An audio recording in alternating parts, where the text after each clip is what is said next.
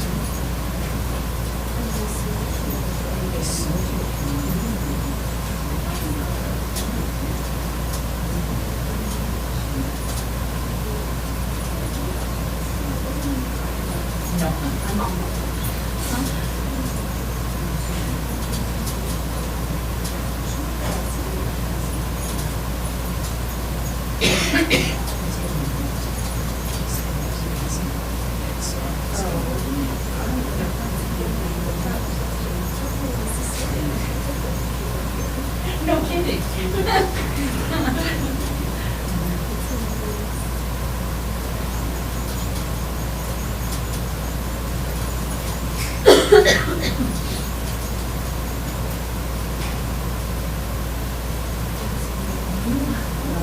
Hi.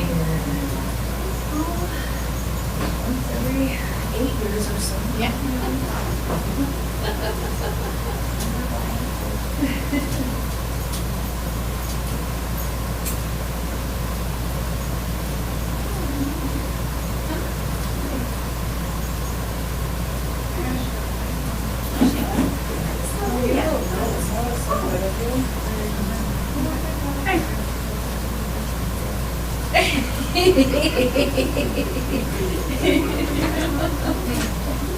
I don't know. I'm trying to spend all day trying to write something like that. I just never did.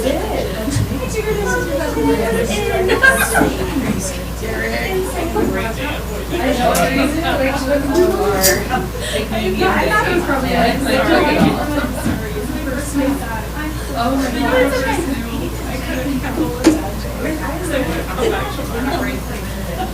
What did he say? I sat in the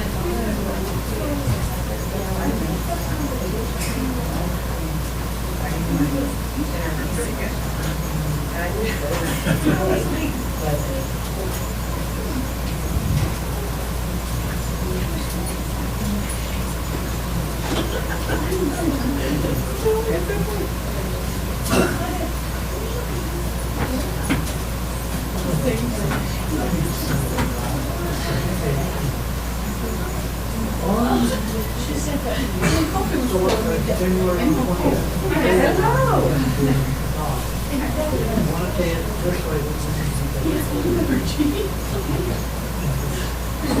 then that way, then you'll find print.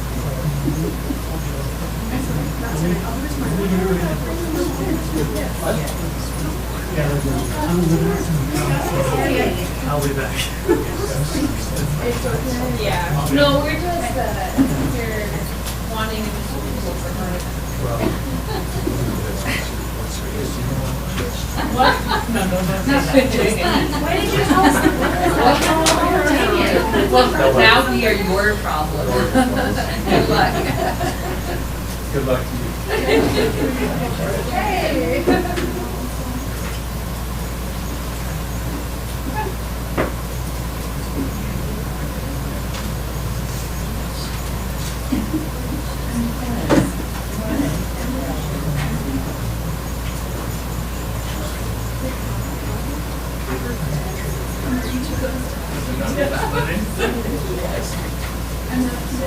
What's funny though? Hey, Sam.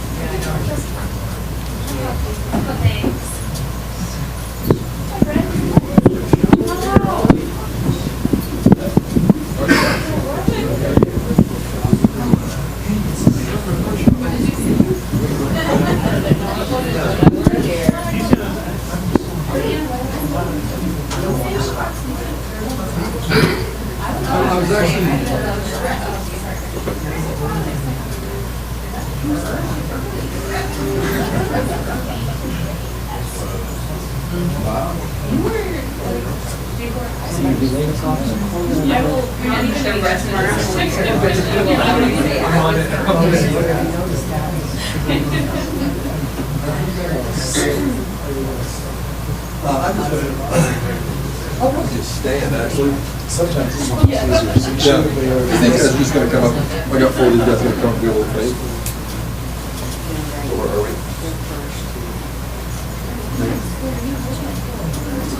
Well, bring this thing first. I don't know if we don't, if we need to, it's have to be something.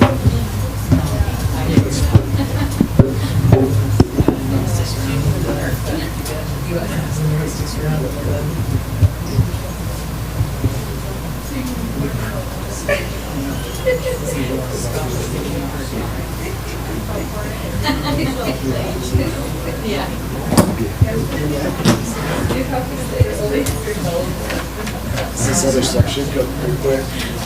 Consent agenda items and stuff like that.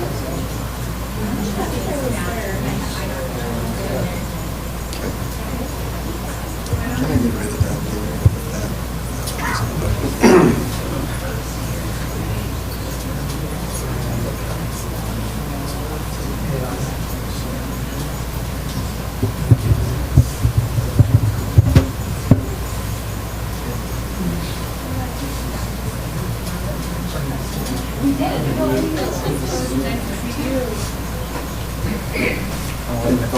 Good.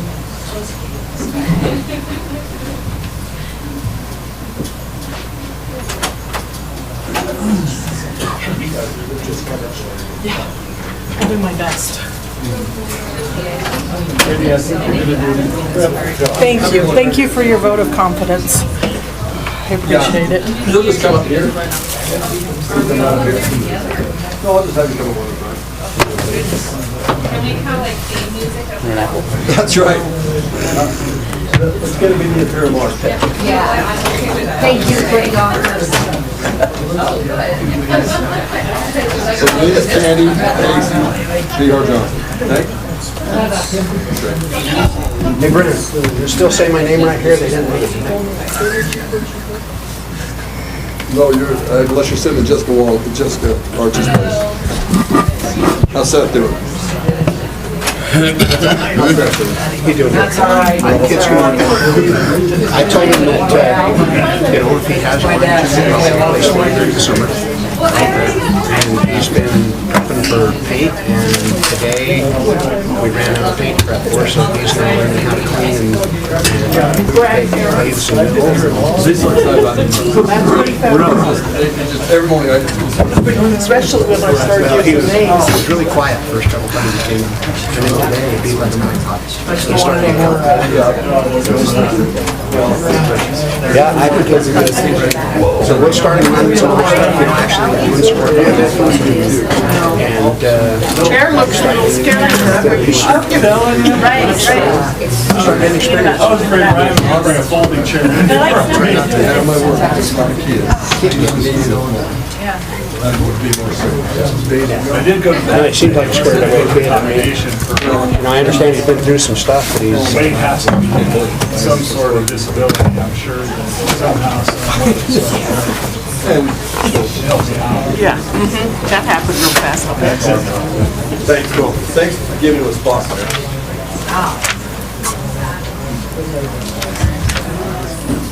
you're in control, huh? Whatever you do, that's it.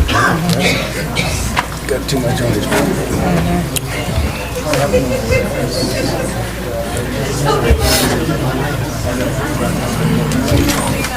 Well, okay. Wash your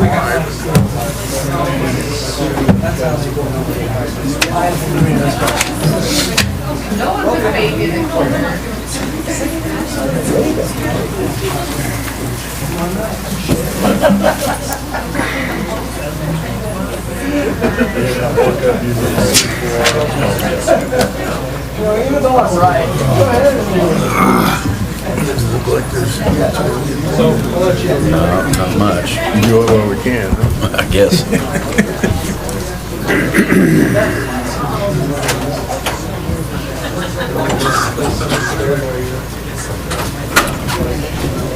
How's your daughter doing, Brian? She's kicking my Yeah. Did she have any interest in Germany before taking German classes, or this has just inspired a whole... She was actually teaching herself in Russia, and she had Oh. she just found out about this program, and she said, "Man, I just felt like I should apply for it." Went for it. 13,000 applicants. Good evening, everyone. We're going to call the Uintah County School District Number 1 regular board meeting to order. Can I have everyone join me in the Pledge of Allegiance? I pledge allegiance to the flag of the United States of America and to the republic for which it stands, one nation, under God, indivisible, with liberty and justice for all.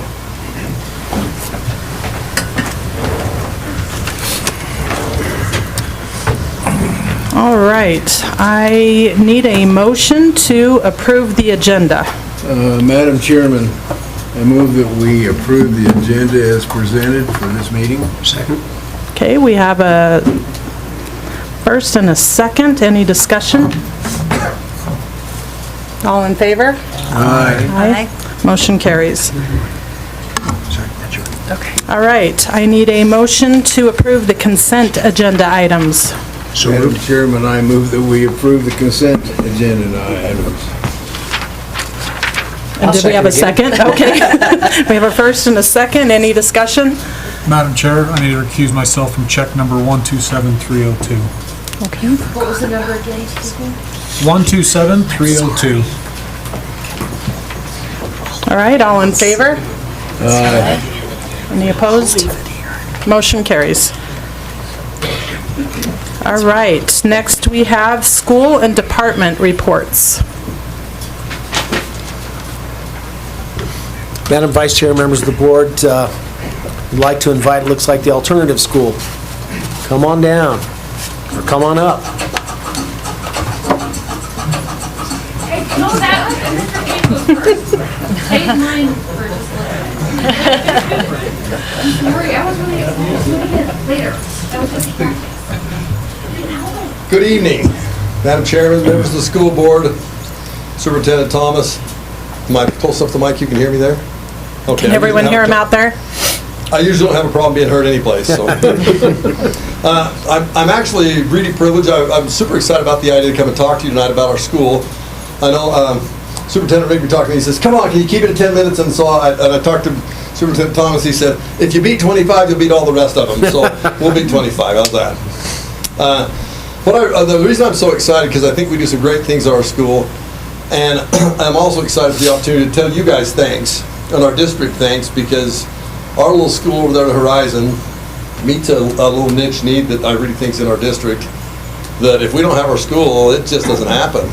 I mean, that we've got 47 kids enrolled right now. We hover somewhere between that number and about 60, and I'm convinced that there's not 3 or 4 of those kids that make it through a traditional school, but we're going to get most of them through ours. And that's because you guys support us, so thanks so much. They asked me to talk a little bit tonight about our goals at Horizon, and we're currently driven by these 2 guiding beliefs I'm going to read to you, and then our goals. And then I've asked our teachers, that different group of them, to come up and present on what we're doing relating to each of those things. Number 1, we believe one goal we have, a guiding principle we have, is that it's essential to develop a strong, supportive, and caring relationship with individuals, and that those relationships have long-term positive impact on all aspects of their lives. As you're aware, a lot of the students that end up in our school there, they just don't have that. And so when we talked about at the beginning of last year and this year, as lots of you know, this is just my 2nd year there, we said, we really think that's key. If our kids build a relationship with us, they have someone that's a point of contact for them, someone that they know is unconditionally going to care about them, somebody they know has their back, and that, regardless of how that turns out, that it impacts them. Like, okay, you like me, so you did well in class. Well, maybe, but the fact that I care about you has a long-term positive impact. Number 2, we really believe that it's essential that we prepare our students for success in life after they leave us, and to overcome any obstacles that might limit their potential success and happiness.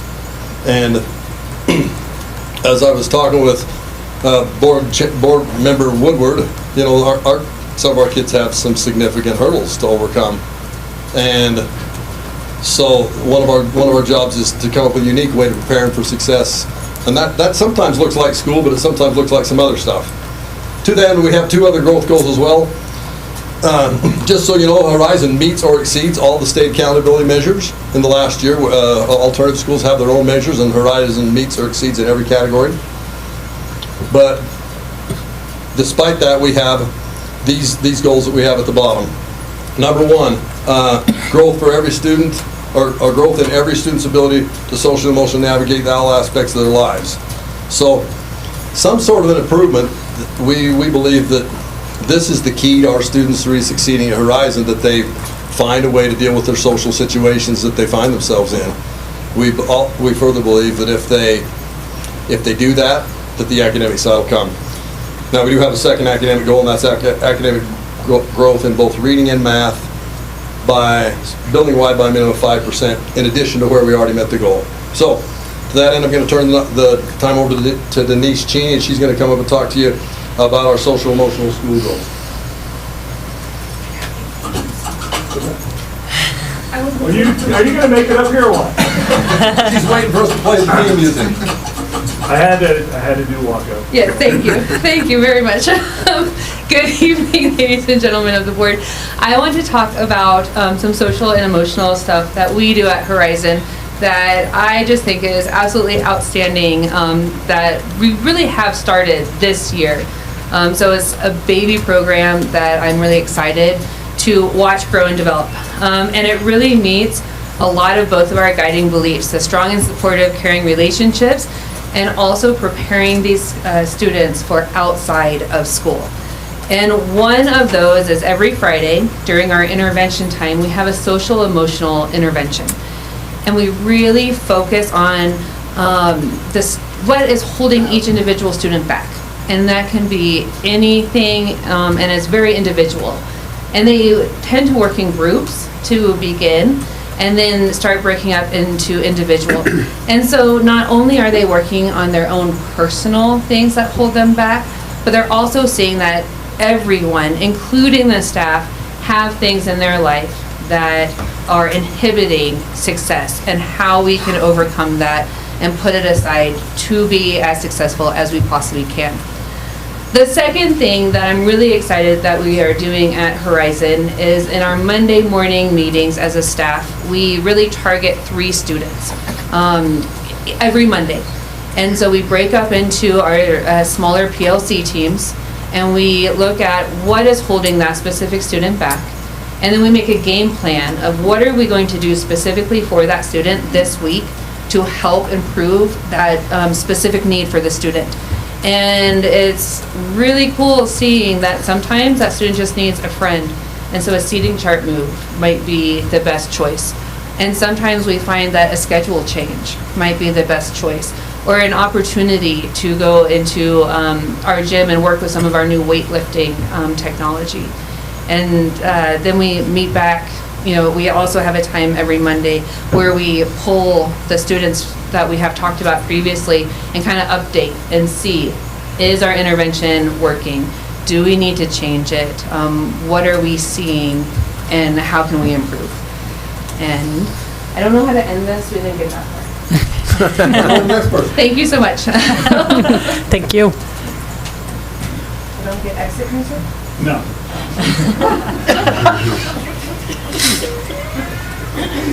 Hello, I'm Candy DeCoit. I teach CTE classes at Horizon and also college and career readiness for the seniors. I came to talk to you about the internships that we have started at Horizon and we're really pushing for this year. We're trying to get every one of our seniors into an internship where they complete at least 40 hours externally in a business. It gives them the opportunity to explore something they might be interested in. It also teaches them those soft skills, time management, keep your cell phone away, show up to work on time, customer service skills, that kind of a thing. And we've had really good success this year. In fact, 2 of the interns that we sent out, they completed their 40 hours, but they're going to finish the whole year because they're having so much fun and the people they intern with want them to stay. One of our seniors is interning with City Drug.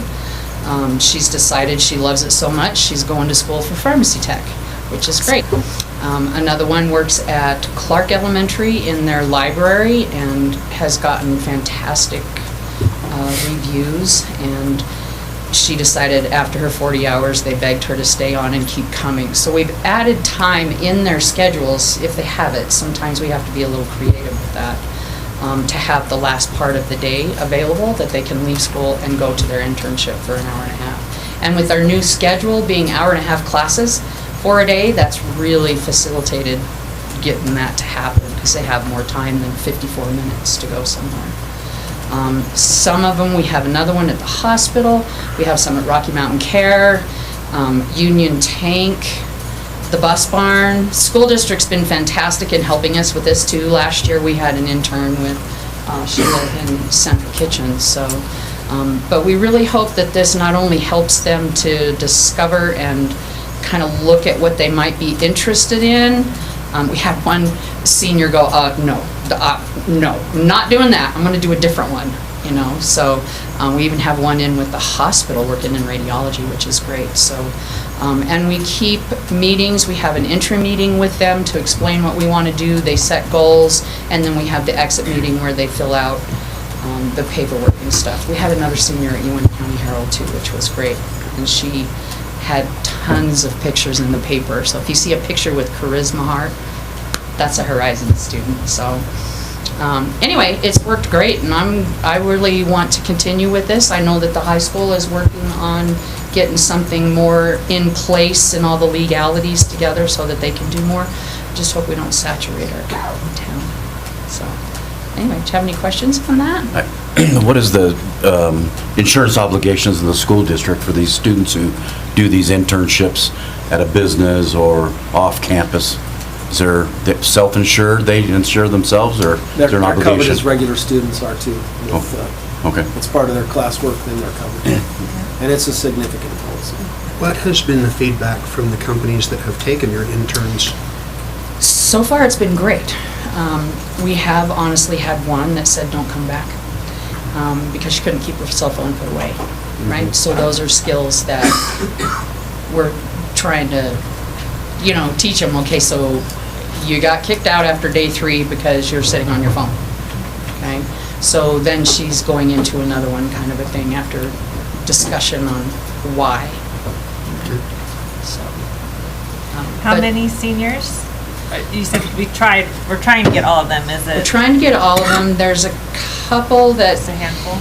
Yeah, it's really hard because they need so much credit recovery sometimes when they come to Horizon. There's just nowhere to put it in the schedule.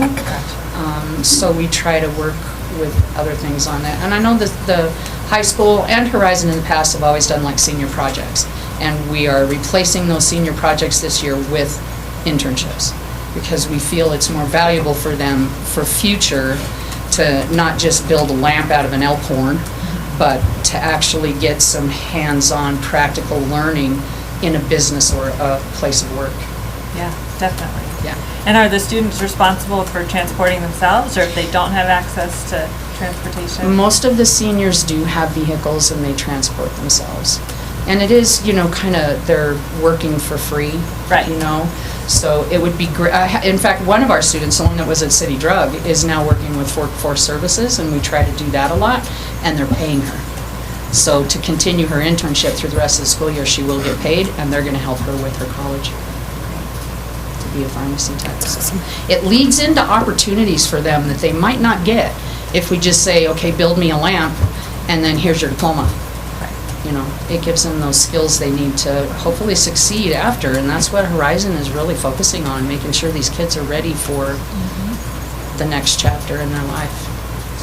And I think it could be beneficial for businesses too, right? To have a pipeline of people who are interested in what they do, for sure. Well, and the feedback with all of them we've had so far has been, you know, will you do this again? What did you like, not like? And they're like, absolutely, I'll do this again, except for one. Right. So, it's been great. Thank you. Thank you. Awesome, thank you.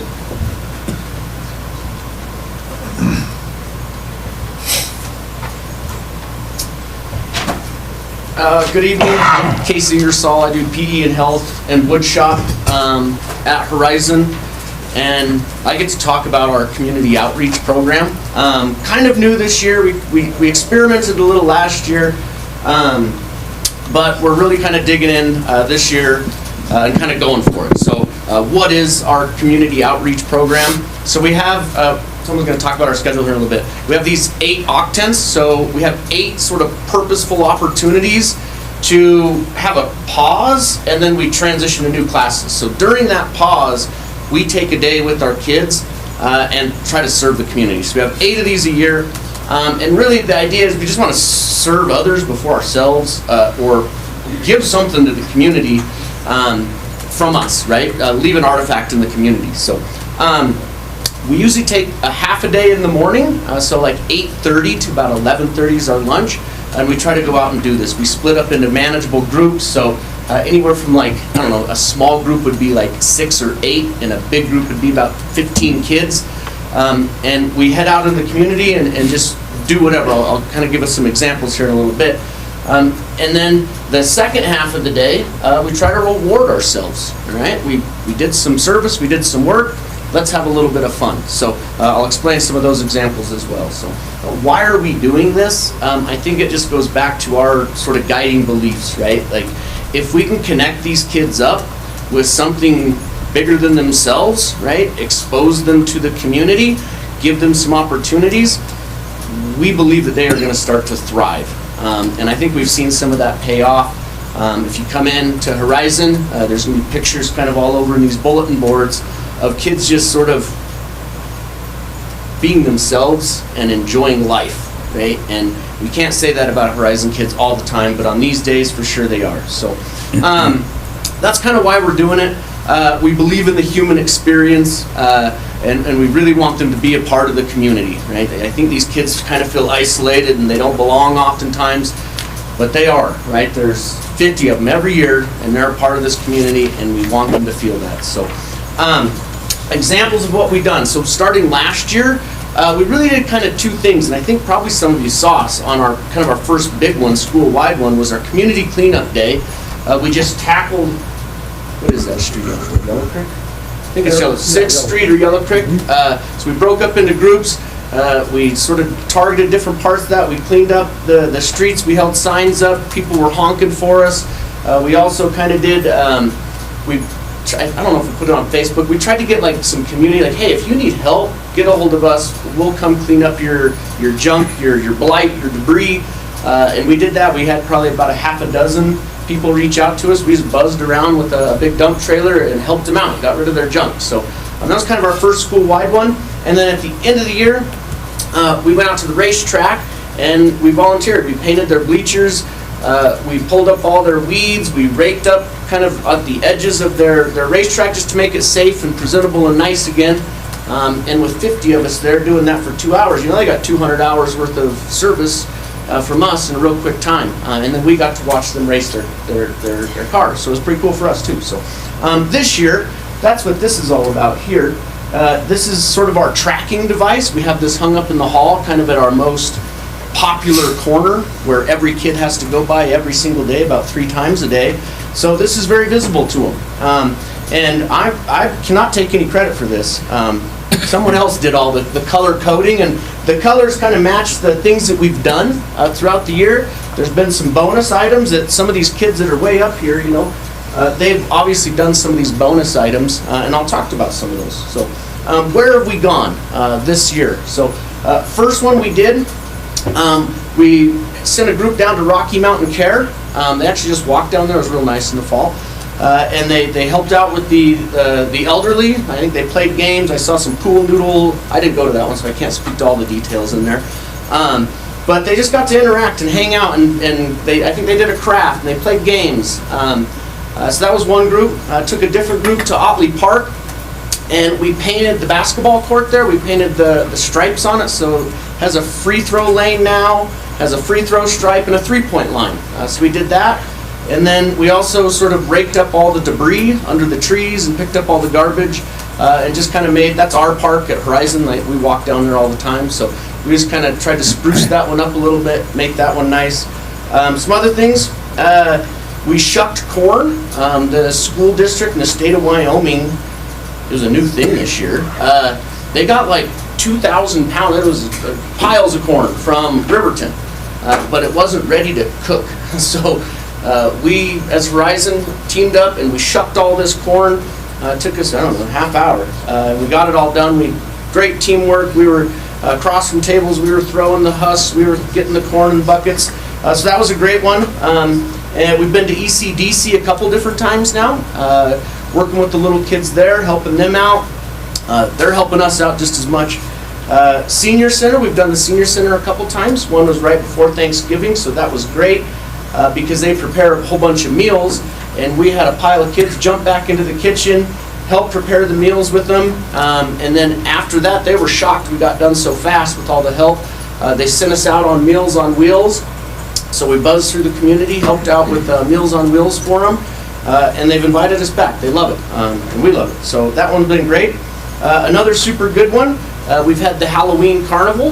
We invited a couple elementary schools over. It was North and Clark. They brought, was it first grade? I think it was first graders.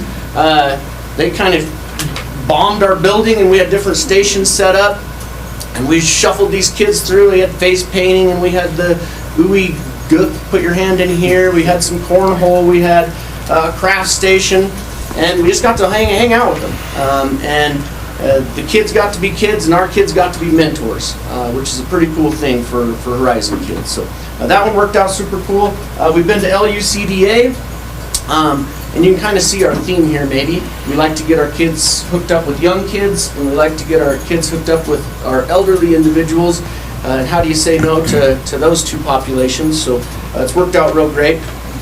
This last one that we did some shoveling at Horizon. We kind of teamed up, and then we scattered out. We did some shoveling at Davis. We've done some shoveling at UME, make the sidewalks safer for the little kids getting to the bus and from the bus to the playground, back from the playground, those sorts of things. So these bonus events, these are like extra. These are way outside of our school schedule, but we've had a bunch of kids like, heck yeah, I'm in, I'll do it. So volunteered at the Lantern Festival this fall. That was a great one. I think we had 3 or 4 kids go do that one.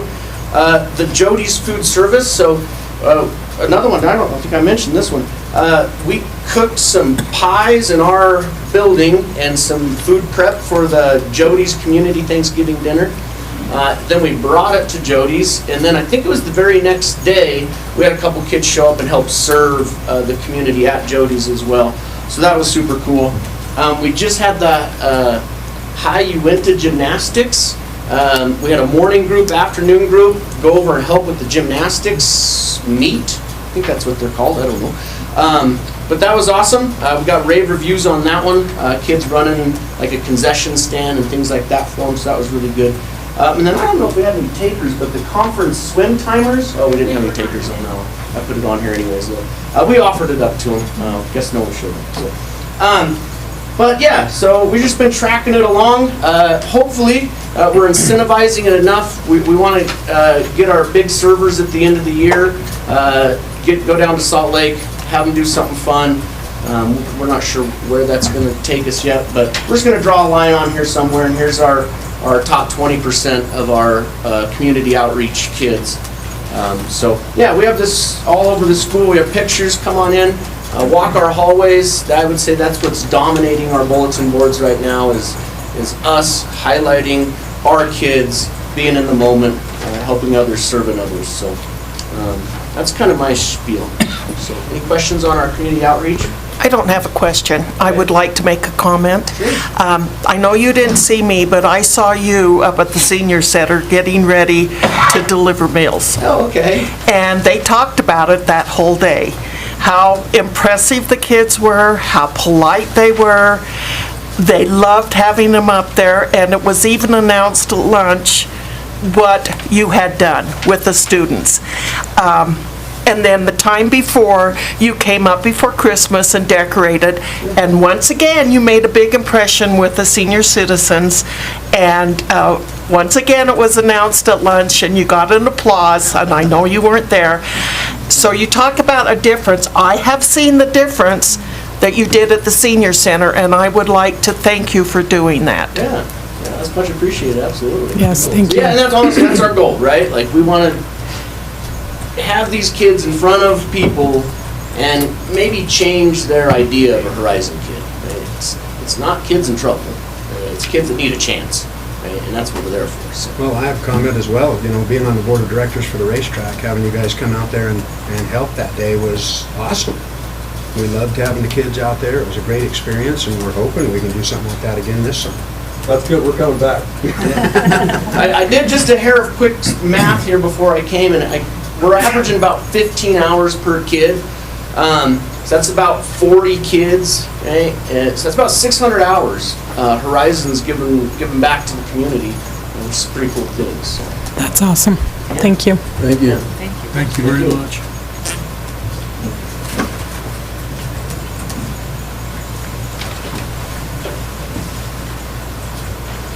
All right.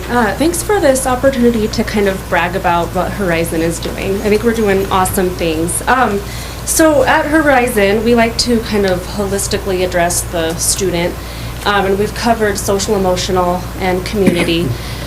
I'm here to talk about academics a little bit, specifically our intervention. So Horizon has 5 days a week, 45-minute blocks for specific targeted intervention, meaning we find skills in math, excuse me, and skills in English that we can address and give these kids, maybe they've never seen it before, or maybe they just need to re-see it. You know, COVID kind of took a lot of learning time from students. And so we, this week, and in the previous last maybe 3 math intervention weeks, we've targeted fractions. And I know some of you are probably shaking in your boots at that word too. And all of our kids seem to be afraid of fractions. So we've been spending time with that. Our intervention is data-driven. So we look at STARS data, we look at data from the previous intervention cycle, and we're on this 2-week rotation right now. We'll spend 1 week with English, 1 week with math, 1 week with English, and we'll rotate back like that, trying to meet our goals of 5% growth with reading and math. It's been kind of a struggle. Again, it's a new program that we're trying to implement.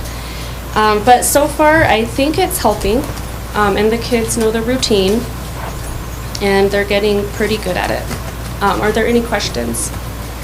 You talked about 5% growth from what? So our baseline is our STAR reading and math test, and we assess them 4 times a year, once every quarter. And so we'll take the data from the first and see the progress, and hopefully by the end of the year, all of our kids have met at least 5% on both reading and math. Anyone else? I guess I was looking for hard data. From what? Oh, our 45%, STAR 80%, test. you know what I mean? That's a good question. So right now it's proficient, not proficient, below basic, basic. A lot of our kids are in that basic or below basic range. And with that, our grade equivalent scores, there's numbers tied to that. And so that's what we would look at. Did they grow 5% from baseline to where we want them to be? I can address that too. Thank you. Our baseline score is based on our white top data in the fall, or our white top data in the spring of last year, and then our ACT data. And so what we're really looking at is, as a whole school, we want to be 5% better than we were last year. And I realize we don't have the same population at all, right? But each year we want that percentage proficient to be 5% higher than it was. That's our goal in both reading and math. And as I said, we're meeting, exceeding, in fact, in those cases, the state accountability measures. But still, let's be clear, we're not meeting or exceeding in a traditional high school measure. Right. And our kids got to close that gap somehow. What's your turnover for students? You say you have 47 or 50, taking away from the seniors, because you know they're going to graduate or whatever. Right, we're going to graduate.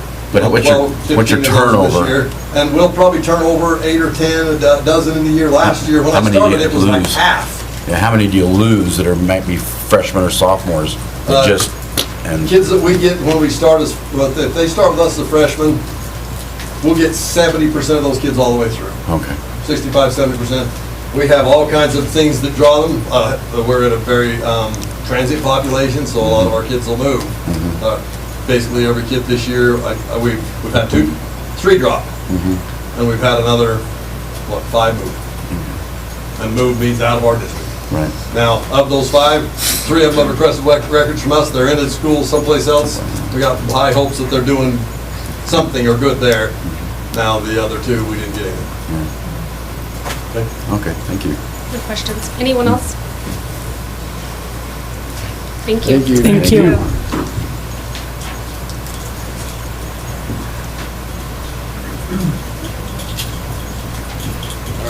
Hi everyone, my name is Sam Johnson. I'm the social studies teacher at Horizon.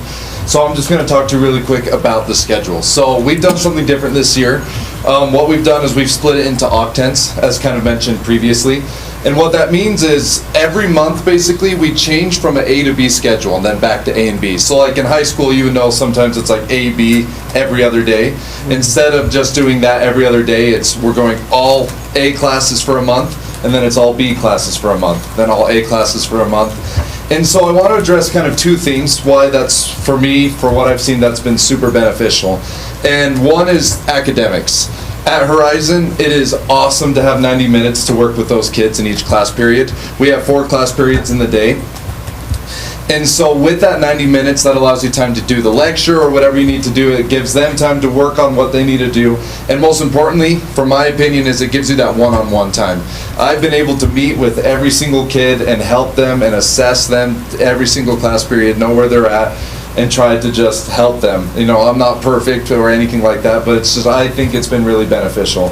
And then it's also been really good with social emotional learning. The kids, every single kid I've gotten to know and love, just the kids are amazing, and we all love them, and we all really care about them. All of these staff members, they're phenomenal, they're outstanding. I'm really lucky to be at Horizon. And every single kid, I think they really grow to, I don't know to say if they love us, but they grow to trust us, and they grow to really rely, and they grow to just, yeah, like I said, they trust us. And so with those 2 things, it's been really good. And one thing that Mrs. Vihar was saying about intervention, I just wanted to add really quick. It also allows us as teachers, we're able to meet together for 45 minutes as a PLC in our own groups, and we get to work on those 3 kids each week. We get to work on just something that we're trying to get better in our classroom. We've been working on, hey, how can we take a big project and scaffold it and make it into pieces so the kids aren't overwhelmed by these big projects that we're giving them.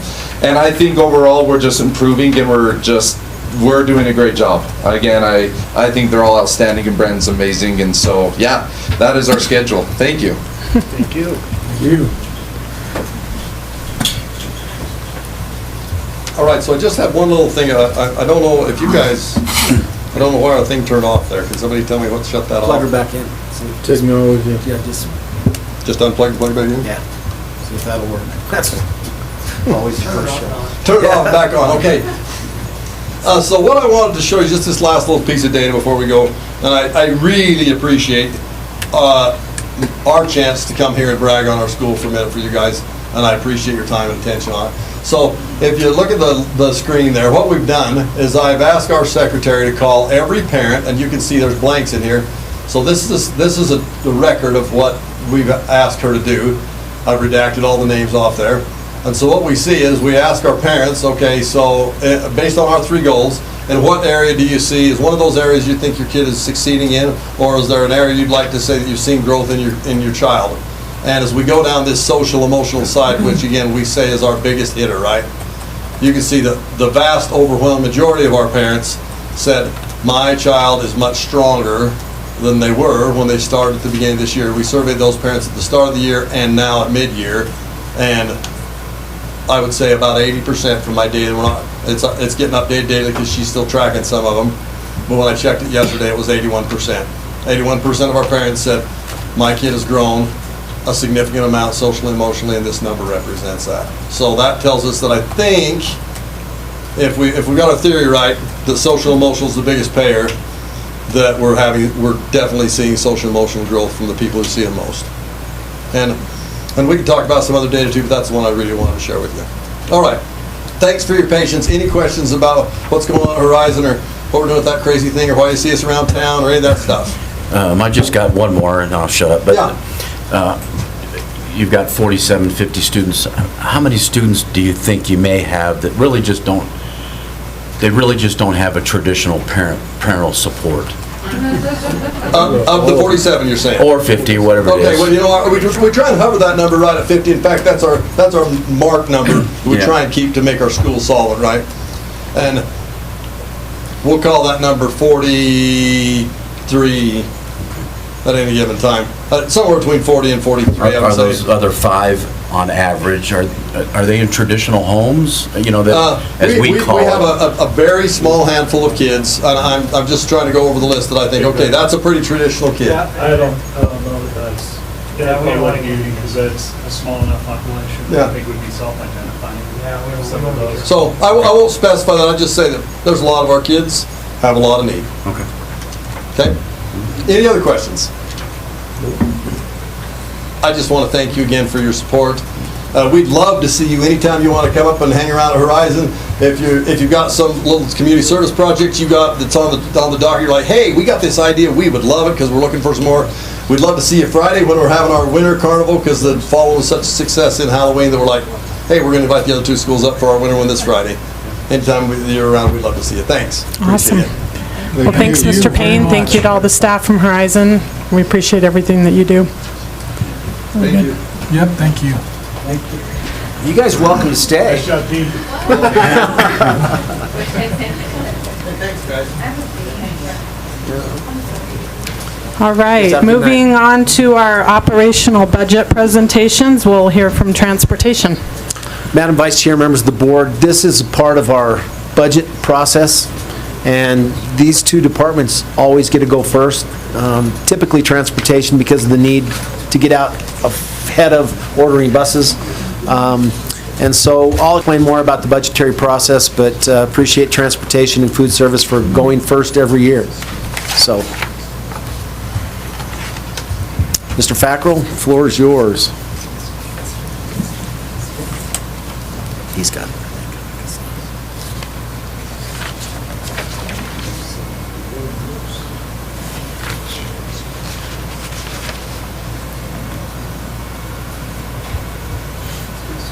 That's not what I see on your screen. Two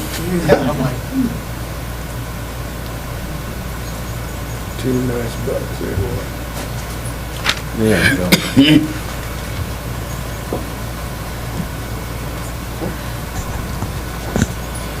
Good evening, members of the board. I'm going to try to keep this short, sweet, simple, not too much data. I could go on for hours and hours with as much stuff as we do in transportation. So let's get into it. Some highlights from last year: we had no avoidable accidents, and so we consider avoidable accident anything that's like anything that involves another vehicle, something a driver could have done to change the situation. So our team's great. We had no avoidable accidents last year, which is a huge step for safety. We do reunification drills with the students at the different schools. Last year we had approximately 600 students we participated in those drills with. It's just part of our helping the schools practice their crisis plans kind of stuff. The next one down, I kind of had my timelines mixed up, so it's kind of a mistake. We didn't order any buses last year. There was a manufacturing problem from the buses we ordered from the year before, and we were put in a position where we were afraid if we ordered 2 last year that we'd actually get 4 during this fiscal year. And that's just a budgetary issue we didn't want to run into. So ignore that one if you would. And then with your approval, we had purchased a new staff vehicle last year. Everybody that's taken it seems to love it, and we really appreciate it. So, what vehicle was that? It's a Jeep Cherokee.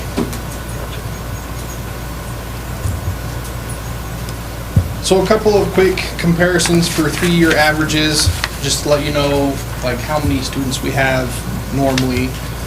Our averages are gathered. We do what we call a snapshot, where periodically throughout the year we have the drivers count students on AM route, PM route, midday shuttles, after school enrichment, and then we just kind of average that out for the year.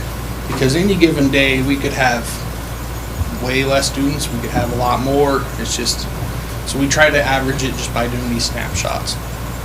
You can see it stays pretty consistent. The route mileage, you can notice on the 23-24 year, there was a huge dip. What that is we sat down and looked at our routes and figured out where we could consolidate and get some efficiencies. So we actually removed approximately 4 routes, and that's the dip in mileage there. So with those 4 less routes, we were able to transport the same amount of students to do the same job. And that all goes to, I can't take credit for that at all. That's our route coordinator, Sunny. She does an excellent job, and I couldn't do it without her. This is the same thing, just a 3-year comparison for activities and field trips, just to show you what we do. Every year it seems like it's trending up. I can look back in the years previous. We're pretty much beyond where we were before COVID, and I think it's going to continue to keep growing every year.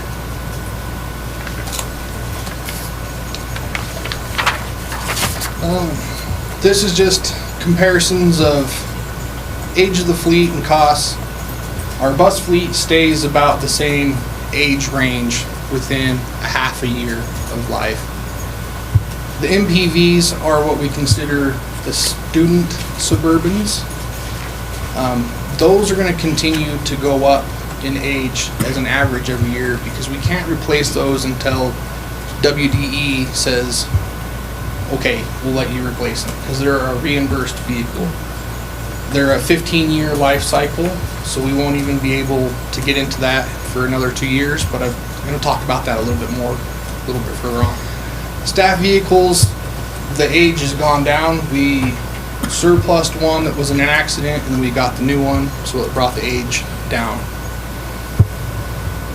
Fleet repairs, just kind of a total that's just, parts, fluids, pieces, tires, kinds of stuff like that, and then it gives you a cost per mile breakdown. You can see at the bottom it says not including salaries, fuel, or facility costs. Once you add that stuff in,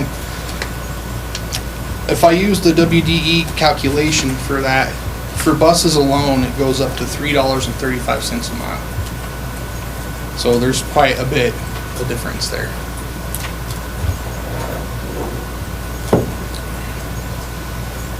Operating costs, this is one of those things I could go on for hours and hours and hours with everything we spend throughout the year to just run the facility.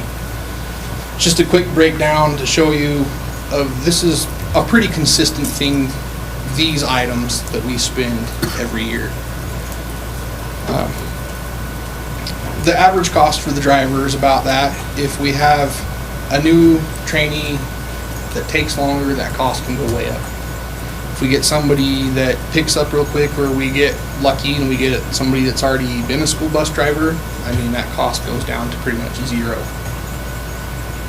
We do lots of training to keep everybody up to date, keep everything safe. FMC compliance is just our drug and alcohol testing, clearinghouse kind of stuff.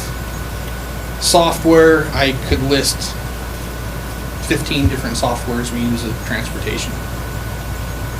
And our big ticket items like fuel and DEF, that number fluctuates year to year just based on the cost of what it is at the moment.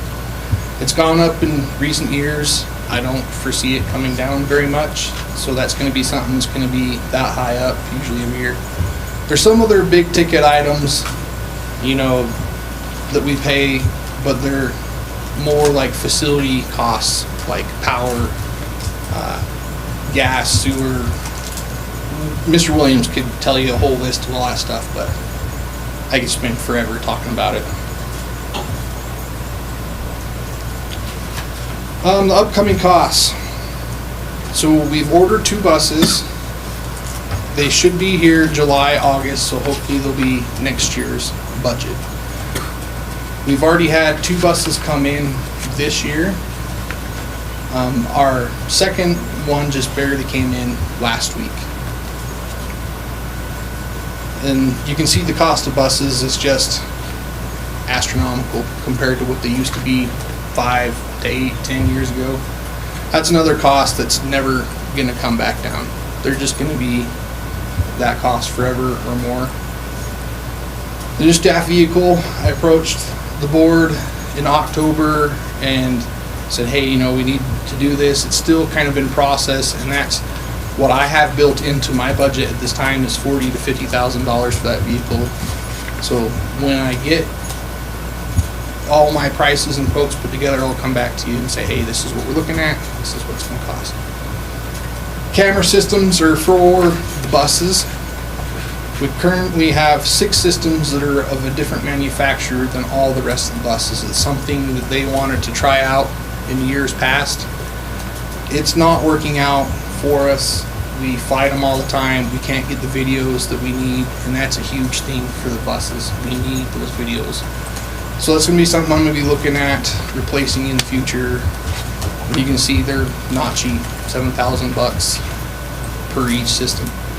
We've got 4 buses that are running older systems that just need newer cameras, more cameras.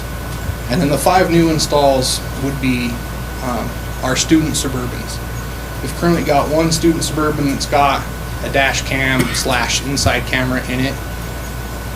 We just feel as though where we're transporting students, it's a good safeguard to put 1 in each student Suburban. So that's something we're going to be looking at doing. Those are fortunately a lot cheaper than the $7,000. Building need right now, Mr. Dennis has been taking pretty good care of us. One thing that we do have coming up is our wash bay floor. It's like an epoxy coating, and it's done. It's to the point now where pieces of it are peeling up and people are tripping on it. The concrete's kind of getting washed off. How old is it? How old?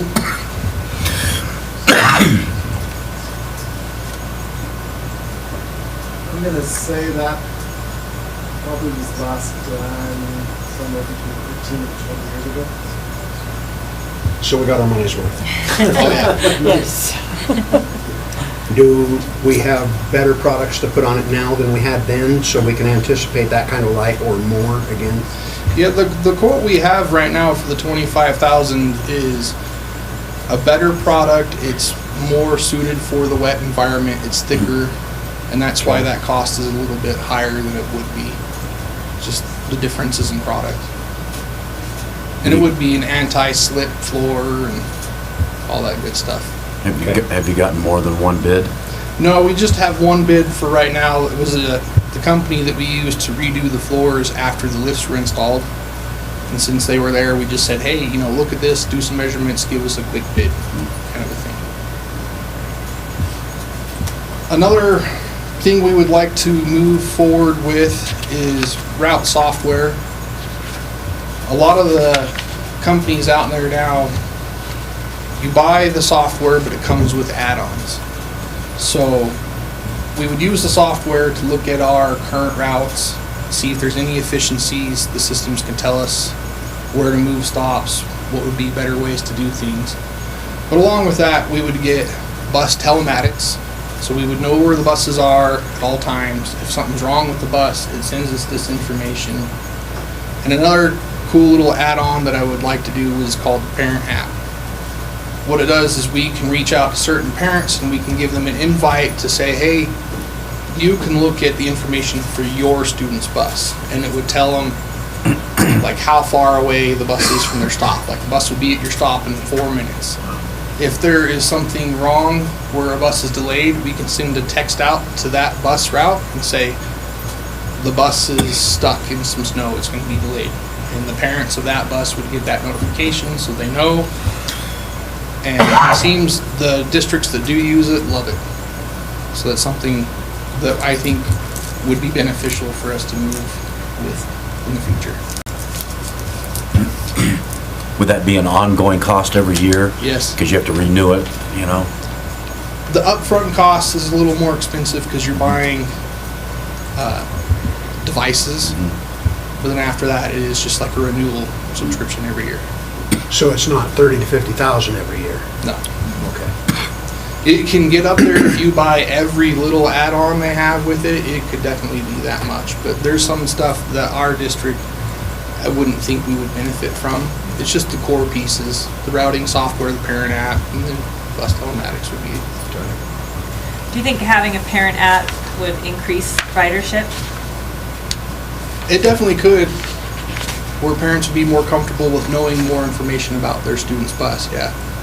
Right, where they are, yeah. Do you have a sense of what percentage of our students are riding a bus morning or evening? Are we at like a 40% participation rate or 60 or? Yeah. Well, we're currently, if you look at our average, so last year we averaged 1180, and that's with our snapshot, right? Oh, daily riders, Yeah. okay. Out of 2,600 students. 2,600, yeah.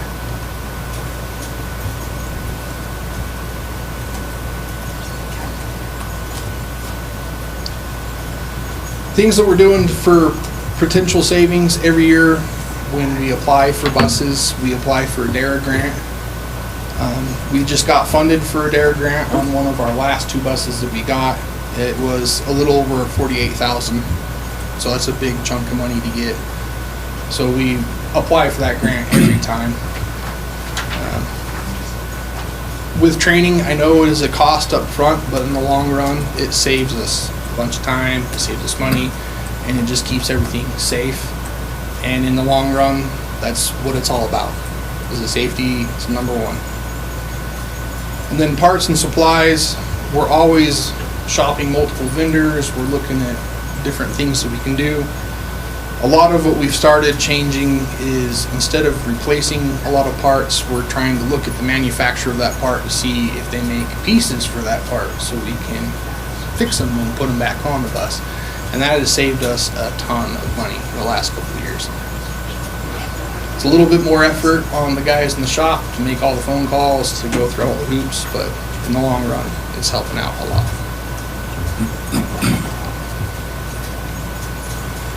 And then just our plan, you know, we're going to continue to work on retention and recruiting. That's a huge thing for us, is keeping our drivers here. We're already invested in them. We trained them. We've spent the time. Our drivers are good drivers. I mean, to have no avoidable accidents is a huge thing. So we like to keep them here. And then recruiting, we do, you've seen the signs out and about. We've worked with all kinds of businesses putting up papers, just trying to get people in the door. Right now, we're doing pretty good. We're fully staffed. We've got a pretty good list of subs. So we're doing pretty good on that front. Bus referrals, they're pretty low right now. We're working on keeping them low. We do a lot of work with the schools and helping them. They help us keep the referrals low. And we're looking at adding more bus aides to a lot of the buses to help. The driver can only do so much. They got to drive, focus on the road. with an extra set of eyes on that bus, it helps keep everything under control. How many buses have an aide? Or is it case by case? Right now, we're up to, I want to say 5 buses with aides out of 16. We could probably use, beneficially would be another 5. We're working on that part. And then, like I mentioned ago, in the future, within the next couple of years, we'll need to start looking at replacing some of those student Suburbans. But yet we still have another year or 2 to go. But that's just part of our plan, is to start looking now, start working with WDE to figure it out, that cost. And that's all I got for you. Any questions for me? Those new buses, they come, obviously come with a warranty. How long is that warranty? Years, miles? It is years and miles. It depends on the component. They don't just do like a, your regular Bumper to vehicle. bumper. They give you bumper to bumper. It's paint warranty is this many years or this many miles. And they're made by Bluebird, or? We're buying Thomas buses right at the moment. So when you have a warranty issue, who does that warranty work? They come from Salt Lake? Yeah, it's Lewis Bus Group in Salt Lake. Do you have to take it to them, or? Yeah. Unfortunately, if it's an engine problem, they all have Cummins engines in them. And so that warranty is dealt through Cummins Rocky Mountain, and they'll usually send somebody out to our location. Take care of it. It depends year to year who gets the state bid for buses. So like if next year, if it was the Bluebird dealer in Casper, that would be a conversation I'd have with Mr. Williams to see, do we buy the Bluebirds for them, or do we just keep going with Thomas? The key to that is that if you go with the state bid, we don't have to go through the bidding process. Makes it a lot simpler. And the process itself is easier because they'll approve the purchase of those buses quickly. Yeah. If we go without the state bid, we're on the hook for whatever extra over state bid it is. Anything else? Thank you. Appreciate your time. Thank you. Thank you, Mr. Fackrell. Food service. Come on down. Or is it come on up? Come on down. Come on over.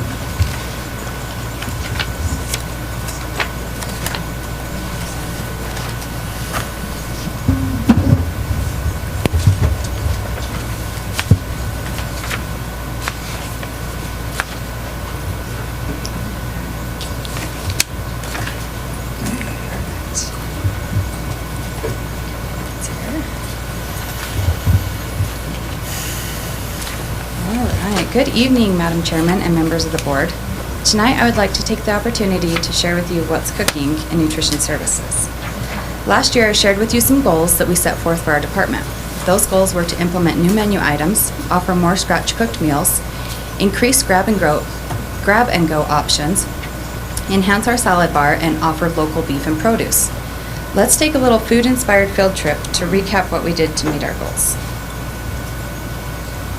The staff is the lifeblood of our department. The old saying, "You're only as good as your team," rings true for me. My staff members have worked hard to implement the changes needed to increase student meal participation by providing high-quality meals in schools. We've faced many challenges, including constantly changing federal guidelines, staffing shortages, as well as adapting many menu items due to price increases to direct food cost. We work hard to bring awareness to school meals. On the first Friday of May, we celebrate our staff with National School Lunch Hero Day. I encourage each of you to stop by our cafeterias to watch school nutrition professionals prepare healthy meals for students, all the while adhering to strict nutritional standards, navigating food allergies, and offering service with a smile. The tagline, not all heroes wear capes, is evident as our heroes serve students each and every day. This year, we celebrated National School Lunch Week on October 14th through the 18th with a Find Your Treasure pirate theme. In 1962, President John F. Kennedy created National School Lunch Week to promote the importance of healthy school lunch inside and outside of the classroom.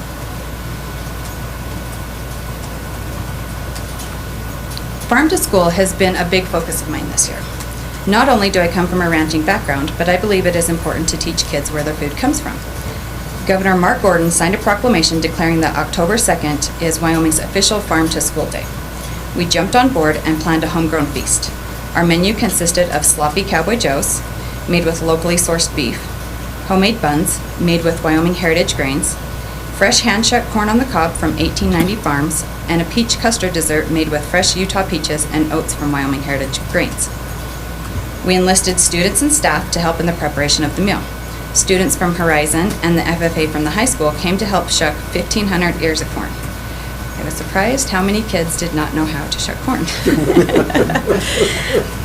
The Horizon culinary class helped in preparing the peach dessert. Together, we peeled and sliced approximately 200 pounds of peaches. The feedback was so positive from students and staff, we cannot wait to see what's in store for next year. A Farm to School Crunch-Off contest between the Mountain Plains region is hosted each October. It is a competition between states to log the most bites into locally grown food. For the first time ever, we beat out Nebraska for the top spot. As a state, we logged close to 40,000 crunches. I am happy to report that nearly 30% of those crunches came from our very own Evanston schools. The local items we served, in addition to the beef and grains, were fruits, vegetables, and sauces from Wyoming Sauce Company. So now that I've shared some of the activities going on, let me show you the results of the current meals served. As you can see, our breakfast participation has gone up significantly. Last year, I dove deep into our breakfast menu. I talked to kitchen staff, students, parents, healthcare providers, and chefs. I quickly realized that we needed to rework the menu and put a priority on offering balanced meals. Proteins such as eggs, cheese, and breakfast meats were added, and new items were introduced to the students. We took advantage of the Department of Defense Fresh Fruit and Vegetable Program. This allowed us to purchase fresh fruit and vegetables, many of which were local, with commodity funds. The students have loved the new items such as the honeybee apples, fresh pears, and the very favorite strawberries. And we included the new apples in your guys' salads tonight. Those are lemonade apples, and the kids get those tomorrow, so we'll see how well they like them. Our mission statement is Feed the Future. We take this role very seriously. School lunch is critical to student health and well-being, especially for children in low-income households. It ensures that students have the nutrition that they need throughout the day. School lunches are designed to meet specific nutrition guidelines, ensuring students receive a variety of food groups necessary for healthy growth and development. Eating lunch together with peers can foster a sense of community and social interaction. In addition to providing breakfast and lunch, we also provide after-school snacks as well as our summer meal program that provides meals throughout the summer free of charge to children. This slide is a current snapshot of our free and reduced meal percentages. As a district, 47.97% of our students receive free meals. We've seen a slight 1.6% increase over last year. The economic downturn, rising cost of living, and lack of employment have all contributed to this factor. Research shows that receiving free and reduced price school lunch reduces food insecurity, obesity rates, and poor health. In addition to receiving federal funding, we offer catering to help close the financial gap. While our main focus is feeding students, we have hosted bake sales, catered the women's conference, and catered many events around the district, including the salad that you enjoyed tonight. Our goals for this year are as follows. Improve nutritional quality and meal participation by ensuring meals meet or exceed USDA nutritional standards. Increase the variety of fresh, locally sourced food. Offer diverse and appealing menu options to encourage participation. Number 2, promote nutritional education and wellness by updating the wellness policy, partnering with teachers, parents, and local health professionals to promote healthy eating habits, and encourage students' engagement through taste tests and the Farm to School program. Number 3, strengthen financial sustainability by optimizing cost management by reducing food waste and improving procurement practices. Increase meal participation rates to maximize the federal reimbursements. Number 4, improve operational efficiency by investing in staff training and professional development. Upgrade kitchen equipment and facilities for better meal preparation, and implement technology solutions for menu planning, ordering, and inventory management. And number 5, enhance stakeholder engagement and communication by strengthening relationships with parents, students, and staff through feedback and involvement. Use the school website to promote the program's benefits and have readily available information. And lastly, to build partnerships with local producers to grow our Farm to School program. Thank you. You guys have any questions? How do you budget year to year? I mean, you had an increase of a lot of meals. I mean, how do you budget for next year, as an example? I mean, do you just kind of say, well, we're going to probably have a 2% growth, or how do you do that? It's a very tricky thing because of the cost of food. Right. The cost of food has been, as you guys know, if you've been grocery shopping, you know that there's really no way to judge that. My personal goal is to continue building the percentages and building participation. I said that a lot in here, so that we can maximize our federal reimbursement money. Any other questions? Just as a point of curiosity, you're from farm to table deal, all that was locally sourced? Yes. Where was your Sloppy Joe stuff sourced? So the meat came from Meriwether Farms, and then we prepared it up at in Central Riverton? Kitchen. Yes. Okay. So locally meaning Wyoming based. No, not and I necessarily appreciate, that's, I'm a local producer, so I'm Yeah. just curious as to where you were able to get USDA grade beef, because My goal is we to don't stay have within a lot of options, 100 miles. unfortunately.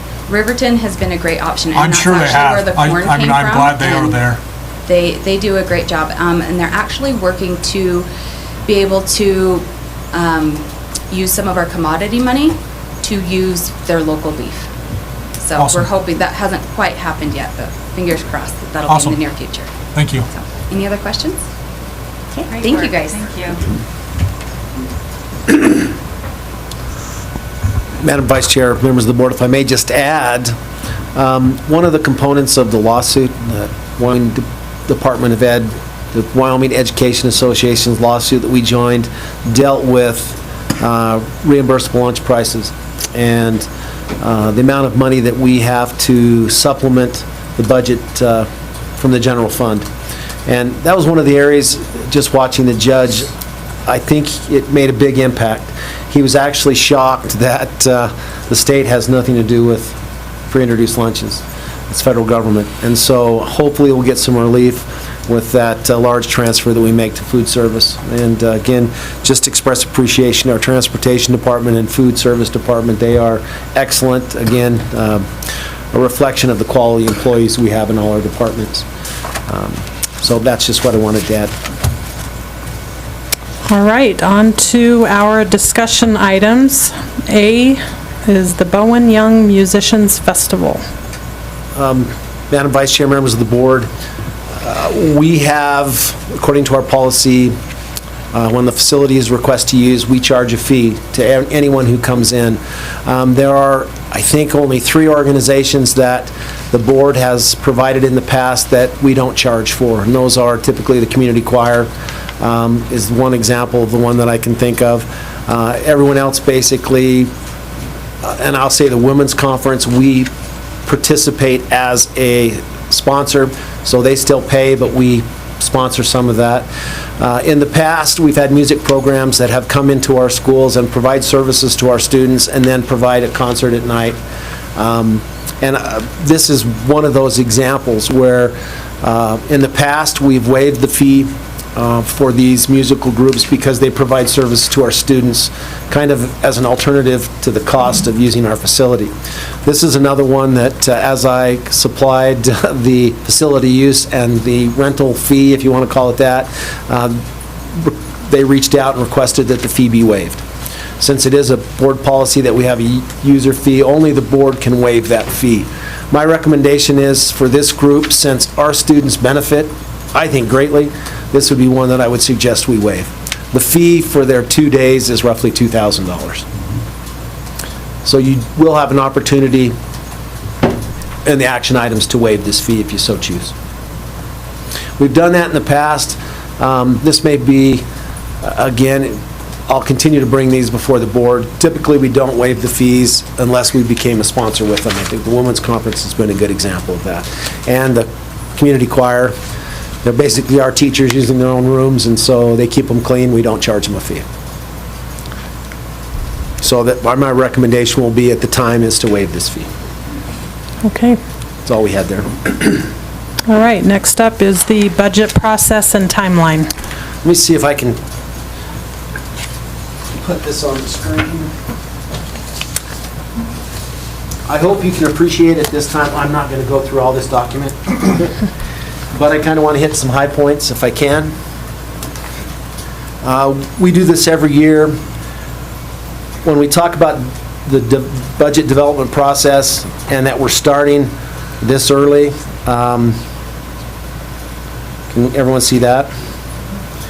We do get a head start on the budget sometime, and I think last year, maybe in the first year, John and I just kind of decided to slow down. We may have got too far into the budget too fast, and there are things we just can't do because we don't find out our new money until after the legislative session, after the 100 is presented to John. And 10 of the last 12 years, we've had to make reductions to the budget, and that is wearing on an organization to continue to look at way to cut the budget, and we'll continue to do that. But we follow these principles, and that's probably the most important part of this document, not the timeline that we follow. Our budget process involves all stakeholders, specifically our schools, our principals. You realize that we're really tied to what the legislatures do and the funds that come in. Part of the budget process is that you will hear from every department. Like you saw tonight, their positives, their negatives, and potential needs in the future. And that's really a time for them to say, look, budget probably needs to be a little bit more. These are things I need and we need. So you can be aware of that, why if the budget changes up to one of the departments, it's understandable. So that's part of your education in terms of the budget and why the budgets look the way they do. So in terms of our principles and priorities, we're required to have a balanced budget. Kind of makes sense. Meet the legal requirements of FAPE, which is a free and appropriate public education. Protect core programs K-12, language arts, mathematics, social studies, and science. Scrutinize all expenditures for possible savings. That is probably done by John and I, and then pushed down to our directors and our principals in the future. But we focus on ways that we can save money in everything that we do. And we've done that, like I said, 10 out of the last 12 years, we've been required to do that. Reduce staffing when necessary through attrition. We're to the point now, and you can see we've lost 19 students this month. We've really cut our staff to the point where there's not many more places to cut. If you look at K-5 numbers, our K-5 numbers, classroom sizes, student-to-teacher ratio are excellent. And that's been a commitment of the board and a commitment of administration to keep those as low as possible. I think that's probably where the money needs to be spent because it's those classroom teachers that make the impact. So our class sizes are excellent. Is it possible in the future and we have to look at that? We can. With our middle schools, the way we structure those schedules, it's hard to reduce staffing beyond what we've reduced in the years because you have 3 English teachers. Well, I won't go to English. English is a little different. You have 3 math teachers, 1 for each grade level. How do you do 2.5 and still do what we want to do with our middle school schedule? So we're pretty tight in terms of the budgeting process there. So really K-5 and 9-12 are the places we can make changes to staffing based on the number of students we have in those programs, the number of offerings that are offered at the high school. And so we stay close to those numbers, work with our principals. It's not always the most positive thing when you go to a principal and say, this year you're going to lose a teacher because they've resigned. You're not going to be able to replace that teacher. 3 sections of 5th grade instead of 4, and that's how we make those changes. You can have 6 science teachers at the high school instead of 7.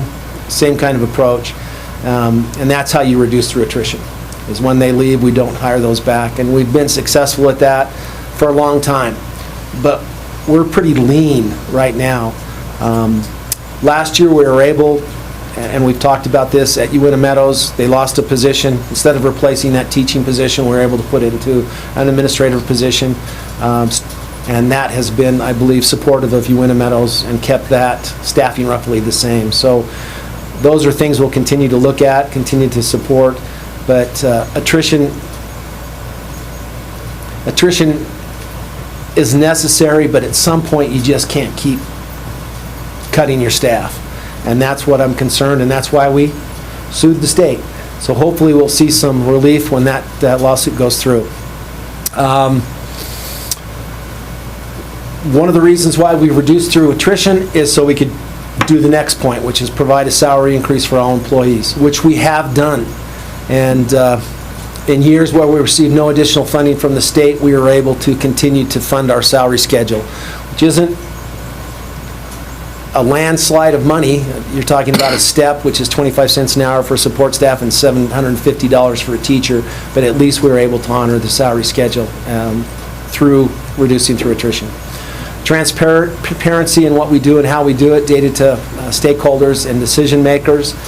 Board reserve, our goal, and the board has always kind of kept this goal maintained between 7% and 12%. I can tell you John would rather go 12 to 15%, and that's a healthy carryover, and that's what you want from your CFO. I still think we'll probably be around 10 to 12, so which is good and healthy, depending on what we choose to do with these one-time purchases that potentially come through our departments. Lobby for legislation to protect funding, ECA, and capital construction. I don't think we could have done any more lobbying than we did with the lawsuit, because it's obvious we're not getting that support from our legislatures at this time. It's actually the opposite. We are fighting for an ECA. We're potentially going to lose funding to maintain our facilities. And capital construction, thank goodness, we're not looking at building a new building right now, because it wouldn't happen. So we need to keep on that. I need to be maybe a little more positive about that, but still focus on there is money in Wyoming, and it needs to go toward what's intended according to our Constitution, which is education first. So anyway, so I do have on this document, and you guys have a copy of it, the process that we follow, and the timeline that we follow. Again, by the time you guys are responsible to approve the budget in July, you'll have seen it at least 3 or 4 different times in different forms. You'll hear from every department, and we'll continue to talk to you about staffing as we go along. It has worked well for us, and again, it's nice to be able to count on a CFO that understands the budget and Wyoming finances as well as John does. So this is the procedures we follow. If you can see probably the 5th or 6th bullet down where it says develop strategies to prioritize expenditures, that is done with central administration as we work through the budget, staffing, operational budgets, addenda, subs, and extra pays. So staffing has always been our number one priority and will continue. And so when we talk about staffing, we are talking about salaries and benefits, and again, how we fill our classrooms, but it will always be our priority. Still 85% of our budget will be salaries and benefits. And we try to improve that. We try to listen to our staff on how to improve that, but that will be our, like I said, our priority. Just the other thing I want to show you, there is timelines that we follow. You can take a look at those. And then this is the strategic planning part of this, is you can see that March, looks like we have March twice because of this initial budget timeline.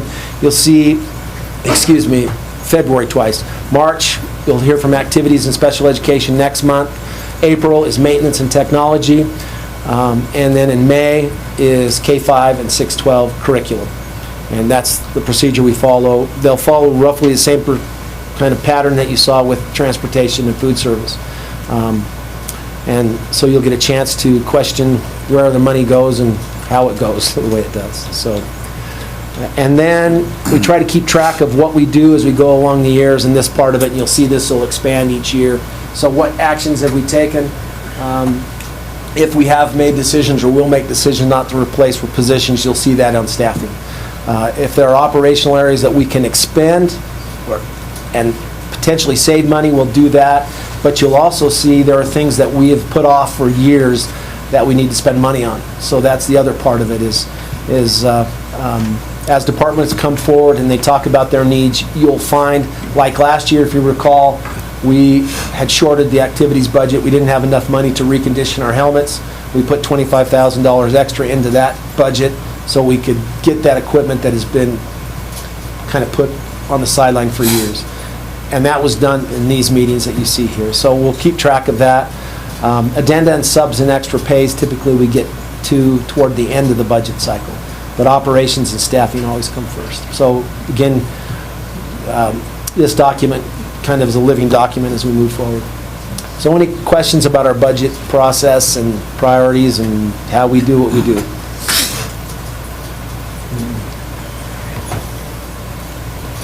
All right, if there aren't any questions, we'll move on to the... Just real fast. Updating or looking at staff salary schedules in terms of if we want to update it, when would that happen in the process? Typically, that's a negotiated item, and so we can talk about it at any time. So that usually goes the end of April, beginning of May. If we have an idea of new funds coming in, it is hard to go to a new salary schedule if there are no new funds coming in. It's easy to go to a new salary schedule if you're funded at an appropriate level. 8.5% would allow us to look at some changes to both salary schedules. But if you recall, we made significant changes to support staff salary schedules last year. I'm already looking at new salary schedules for certified staff for this year, but we need funds to do that. And there's some hills to get over with a new salary schedule, but it's time we get over those. And honestly, to move to a new salary schedule will be a huge commitment from this community, because we need to get away from our highest paid teacher, $72,000. We need to get above $100,000 for our most experienced teacher. And that is a commitment. It's a commitment this year to fund it, but it's a commitment for the next 25 years to continue to support that. But without that, we are going to continue to lose teachers to Utah and Utah. And you know what? It's going to be hard to blame them. As an administrator, to move 80 miles and pick up another $25,000 on your salary, thank goodness they like it here. I'll just say that, and we can do the best we can. But I think that's a commitment that has to be made sooner or later. Is it this year or is it next year? Our salary schedule needs to top out above $100,000 for a highest paid teacher. That's kind of my commitment. So if we can do that, great. Yeah, if we can't, we may have to do it in chunks, phase 1, phase 2. But that's the salary schedule I've developed now, puts us above $100,000 for the highest paid teacher. When's that lawsuit expected to come to final? November. It's been going on for 2-3 years. It was supposed to be November. Is it in the judge's hand right now? Or? It is. I mean, so let's, just for the sake of conversation, I mean, what kind of an impact, if it goes through and the districts win, what kind of an impact would that have on the salaries? And my opinion? I know it might be just a little bit, but I don't know. It really depends kind of how the ruling comes down, but it's already had an impact. The JAC approved an 8.5% ECA this year. Of course, the House cut it in half already. But I think that was only because of the lawsuit. If we win all categories, it'll make a significant change, because the number one thing is the model salary, base salaries for teachers will have to go to the average. That'll be extremely expensive. But the money's there. And we're talking $200 million to get them to where our salary's already at, base salary's already at. Capital construction. Capital construction was almost 100% paid for by coal royalties. They went away. Hopefully they'll come back a little bit. There'll be more funding for schools. But schools have been put off, I don't know how many years. Rock Springs has been put off, at least 10 on their building. So if we win that part of it, they need to find another funding source to how to provide capital construction. Because the state, according to our Constitution and the Campbell ruling, is responsible for facilities. Their construction, their maintenance, and frankly, this year we're going to take a beating on maintenance if the legislation goes through as written right now. So anyway, if we win those two parts, that's huge. If we win the part about food service, that's $500,000 a year for us. That's quite significant. Trying to think of the other components. I only worried about salary and capital construction, but there are a lot of other components that are in there. Those are the big ones. If we win partial, even that will be a plus. If we won the base salary component only, that is a huge plus for us. We would not be claiming poverty anymore. We'd be able to fund our teachers at a much higher level. If we win the capital construction, that's a positive. And just watching the judge for that part, totally, the idea that we have raw sewage running through one of our high schools in Wyoming and they can't get it fixed because there's no replacement, just offended the judge to no end, and basically put it to the state that way. This should have been taken care of years ago, and Yeah, that's one I think would be unacceptable. positive. So it's hard to say. Even if the judge ruled today, you're still talking a year out. Because it's got to go to the Supreme Court Yeah. eventually. Yeah, but even that will impact. If we came out and won all the areas, that will impact funding in the future, guaranteed. So it's I think it's tough to put your hopes on a lawsuit, but we will still continue to budget according to this process and do the best we can with the funds we receive. All right, on to our legislative session update. Madam Vice Chair, members of the board, I hope you're okay with going through this really quickly, because it is, right now, we're right in the middle of the legislative session. What you have in front of you is you have a packet like this. Dan Wheeler brought this back from the legislative forum, and he also wanted you to have this, so you have a little flyer like this. This is how to read a bill.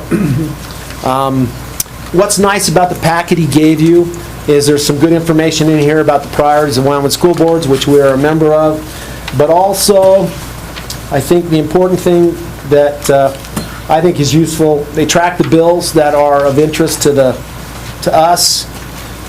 They talk about the legislative process in terms of lobbying, if you want to lobby as a board member.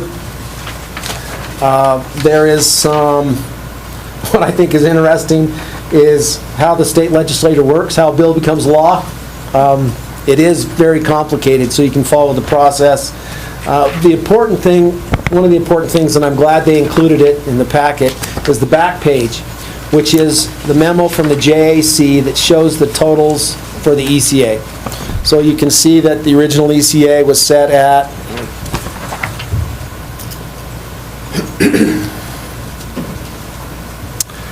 it's the paragraph that's indented down in the bottom. The forward a recommendation to JAC that schools for 25-26, the funding models categories reflect the following: sustained, cumulative, external cost adjustments, 8.5 for professional staff, 8.5 for non-professional staff, 1.68% for education materials, and a 6.285 negative for energy costs, which is interesting. But that was what was recommended and approved by the JAC. That is really what we need to fight for, that's maintained in the legislative session, and that's going to be an ongoing battle. So just quickly, if you're okay, I'm going to do a quick run-through of some of the bills. These are basically the same bills that we talked about last month that concerned me, so I can kind of tell you where they are. Number one is House Bill 1. That is the budget bill. So that is the one that we need to see those numbers of 8.5% back in there. I've seen at least 3 different amendments that have failed that have manipulated that. And the irony is the last one that failed raised it to 9.5 for professional staff, 9.5 for classified staff, and 2% for administration. So a little mean-spirited, I think, but it failed for whatever reason. So is it potential that the last minute an amendment will come that brings it back to 8? We're hopeful. That's really what we're pushing for those who are education friendly. So keep an eye on that. I will plan, if I see that that's coming to a vote, that is one bill, that is one position that I will reflect as the district's position, that those ECA should be at the stated amount from the JAC. And hope that's okay to everybody. So One of the ones we talked about last month was House Bill 172, which is repeal the gun-free zones. That is now, has passed the House and is on the Senate floor. The amendments have not significantly changed that. It still does away with gun-free zones, including schools, elementary and secondary. I guess the only good news with that piece of legislation is a companion piece of legislation which decreased the age to concealed carry from 21 to 18 failed. So 21 by law is the concealed carry age, which means we don't have to worry about our high school students carrying a weapon in school legally. Do we need to look at our policy? It's not going to matter if it passes. And retweak it? Yeah, if 172 passes, there is a section in there that is reflective of our CKA. Basically, it allows a school district to determine if it's okay for employees, to select employees to concealed carry based on basically the same law we have now. But to me, and again, this is my opinion, I think that's not fair. Anyone that has a concealed carry permit can carry a gun into a school except our own employees. I think that's violating their rights at that point.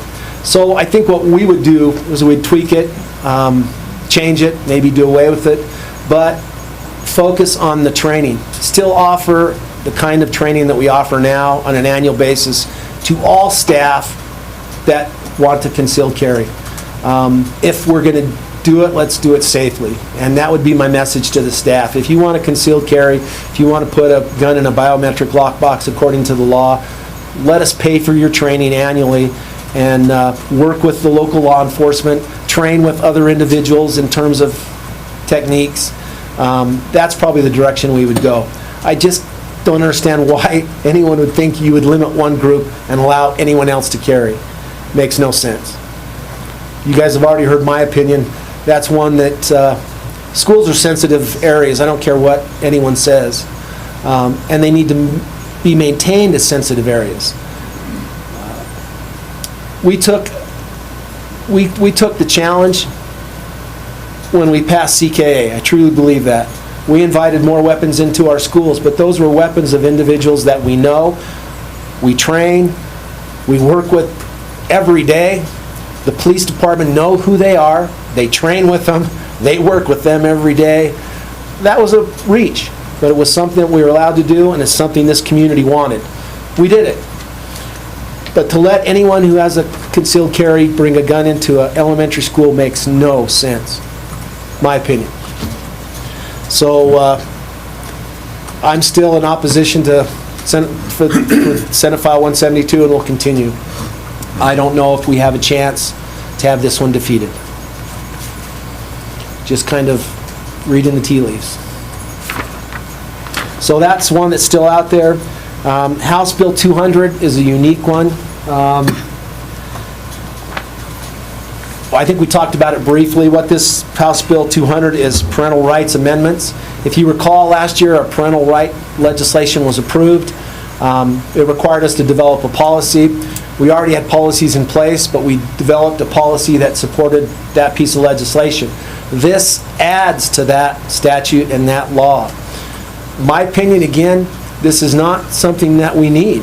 We already have board policies about protecting parental rights. Now we have additional policies to protect parental rights. This is not truly about parental rights. It's about gender identity and sexual orientation. This is the piece of legislation that in some states is called Don't Say Gay. The added portions of this deal with pronouns, that employees cannot be forced to use another pronoun. By the way, we've never done that and never would do that. It doesn't allow diversity, equity, and inclusion training to staff and students, which we haven't done and will not do. Matter of fact, that was part of last year's legislation, that if you are going to mention those topics, you better communicate with the parents of your students before that is done. And it better be related to the standards that are approved for what you teach. And we spent a whole day. I get the staff once all the staff at the same time. And I spent my time talking about parental rights to protect our teachers from doing stupid things. So, are we 100% for parental rights? Yes, we are. Parents are our partners, but what this does, it puts parents as enemies, and the legal components of complaints, I think that, first of all, you guys and the courts potentially will be pretty busy with some of the legal aspects of this. But I guess the other part of that may be a fear statement. Guess how many complaints we've had this year about our curriculum from parents? None. Zero. The law, this new law also requires that our curriculum is found on our website. Guess what? It's already there. And it has been for years. One of the things it requires that I don't know how you could pull it off is everything that a teacher uses in their classroom has to be online before the school year starts. It takes away academic freedom from our teachers because they're not going to, even the documents that they'd love and support, they're not going to be able to put those on the website before the school year starts. It just hamstrings our teachers to what they do. Parents have a right to everything we do in the classroom, and we've opened our classrooms up to them. This is overreach by our state government, my opinion. So I'm definitely in opposition to House Bill 200. Where is it in the process? It has gone to the Senate, so it's been approved by the House. Just a couple others, quickly. Senate File 1 is their budget bill. Same thing, it was one of those budget bills need to have the 8.5% in there. Senate File 72 is now in the House. That's Summer Vacation Preservation Act, which I think will be a blow to public education and a blow to our community because of the poverty level. You already heard tonight, half of our schools are Title I schools, which means we have high poverty rates. Those kids don't need less time in school, they need more time in school. Our teachers don't need less time to train, they need more time to train and to prepare. And this takes that away. So this is one we need to keep an eye on, I believe. Senate File 90, which has been received in the House, is youth organization in schools. Sounds like a positive thing, but what this does is it changes our status from a limited open forum to an open forum. In other words, right now we control who can use our buildings, when, and when they can't, and if there's a fee associated. This opens it up in the name of something positive. Let's open it up to patriotism. We already have some of the best assemblies on patriotism. Our Veterans Day assemblies are unbelievable. But this allows anyone in the name of patriotism, which we would not control, access to our kids. And I've seen some of the things that are claimed to be patriotic that I would not see as patriotic, have nothing to do with our country and our flag and our wonderful nation. It's the opposite. And yet, they claim to be patriotic. So, it's a little bit scary. So, we want to maintain a limited open forum. We control who has access to our kids. And I think that's what parents want too. Just not open to anyone who wants to come in and have access to our kids. Captive audience. So I don't think it's good legislation. Senate File 98, that has not left the Senate yet. It's general file, school board trustees, party affiliation. What that means is you'd have to identify if you're Republican or a Democrat before you're elected. Typically in the past, school boards are nonpartisan. My opinion is that's the way it should be. But this one seems to continue on. Hopefully it won't make it, but anyway.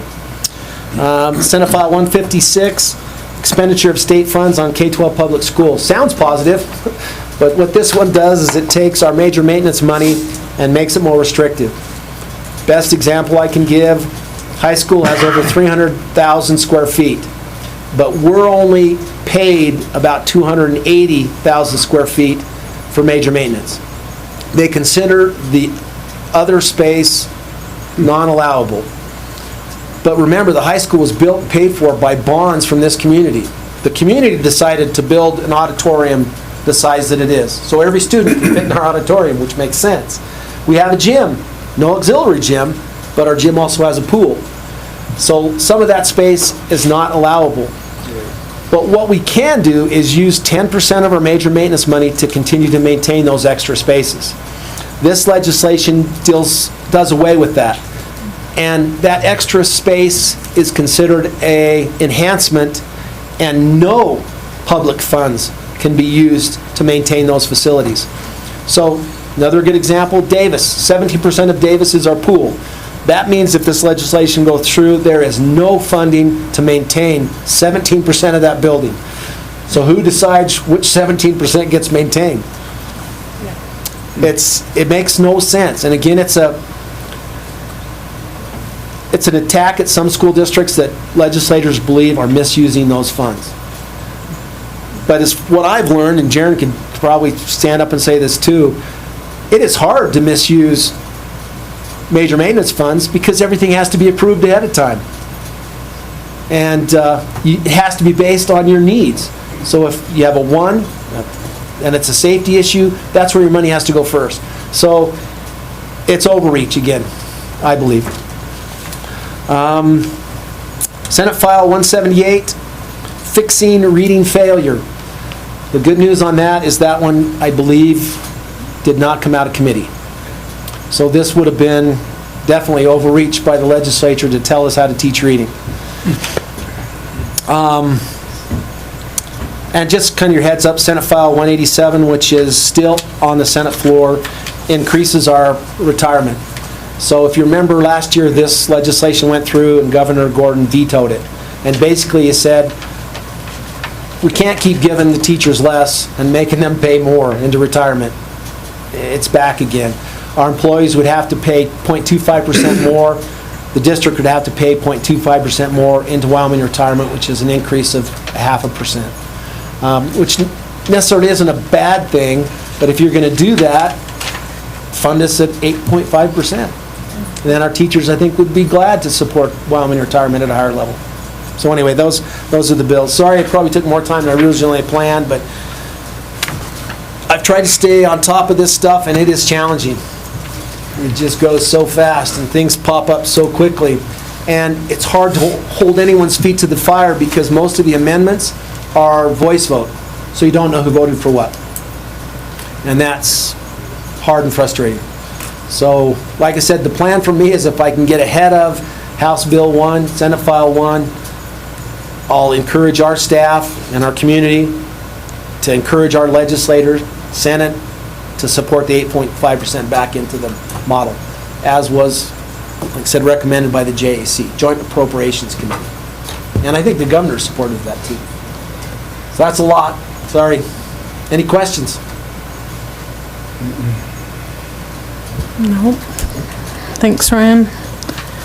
Next is our administrative contracts, March approval. Madam Vice Chair, members of the board, you have a list of the administrators that will be approved next month by vote of the board. Just wanted you to be aware of that. All right, and lastly, the HRS Summit report. Well, I was hoping our board members that attended would make some comments, and anyone out there that attended, but what I want to show you is this. You recognize any of those faces? That is the elementary team that was recognized at the HRS Summit for being certified level 1, 2, 3, and 4. Pretty impressive. It's an impressive group that represent an even more impressive group, which was our teachers. So the summit is an excellent place. We're hoping that we'll have a district certification of level 1, 2, and 3 by next year. And we just hope we continue to get better at providing those enabling skills that are there. So this is our elementary group. And this is our high school group that went, our secondary group. So nice group, nice summit. You get to spend time with the best and the brightest in relatively small groups. And again, I do think the HRS work that we do is the right work at the right time. And it guides our school improvement efforts, provides us some choice in what we do and how we do it, and it's just the right work. And like I said, I appreciate so much the hard work of our staff, at all levels, but pretty impressive group. So that's all I wanted to say. Board members, chime in if you'd like. Anyone out there? You guys just want to go home. Crickets. I'll just keep it brief, Ryan, but I 100% agree with you, and it was neat. It was neat to see a lot of Uintah County, small town Wyoming, on a national stage being recognized at the level that they were, because that's the other thing. I mean, there's a lot of people there, there's a lot of different schools and districts there that have achieved some great things, but to be a small district in Wyoming and achieving what we've done, it was impressive. It was hugely impressive to see and to be a part of. So congratulations, you guys are phenomenal. I concur. Yeah. I came away with a great feeling towards this entire program and what it does for us, what it allows us to do. And so I'm fully supportive of it based on that. All right, thank That's you. all we have. All right, next we are opening it up to public comments.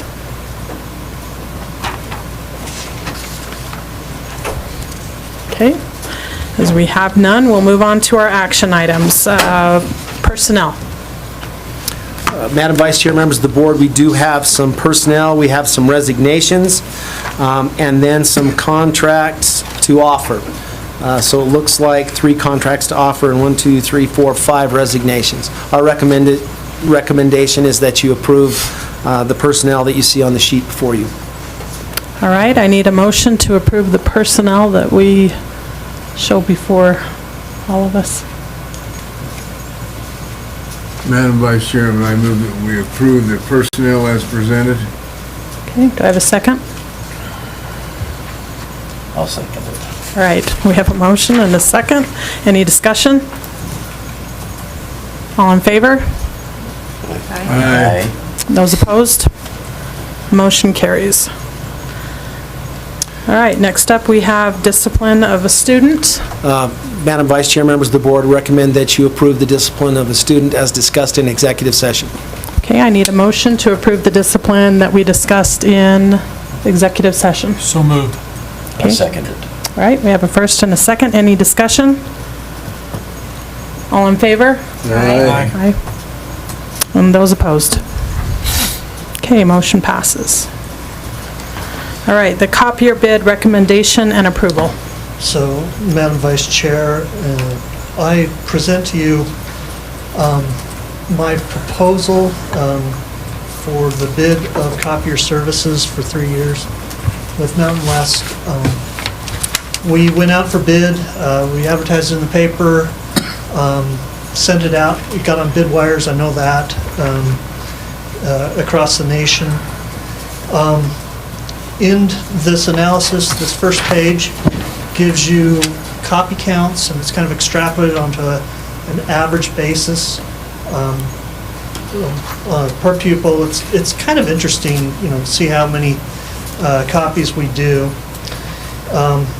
We had the bid opening on January 17th, and there were 2 bids that came in. One was with Mountain West, which is a local company. We've had them for years. They do a good job. And we also had Xerox. I could not get Xerox to tell me where their service rep would come from, and that's a big thing. They said, we'll tell you when we get the bid. So it's like, okay, well, that's not what I asked for. So this right here is, it should be in your packet, it basically gives the analysis of all the copy bids that have been given on the various sizes. And then as you take this sheet right here, it merged the 2.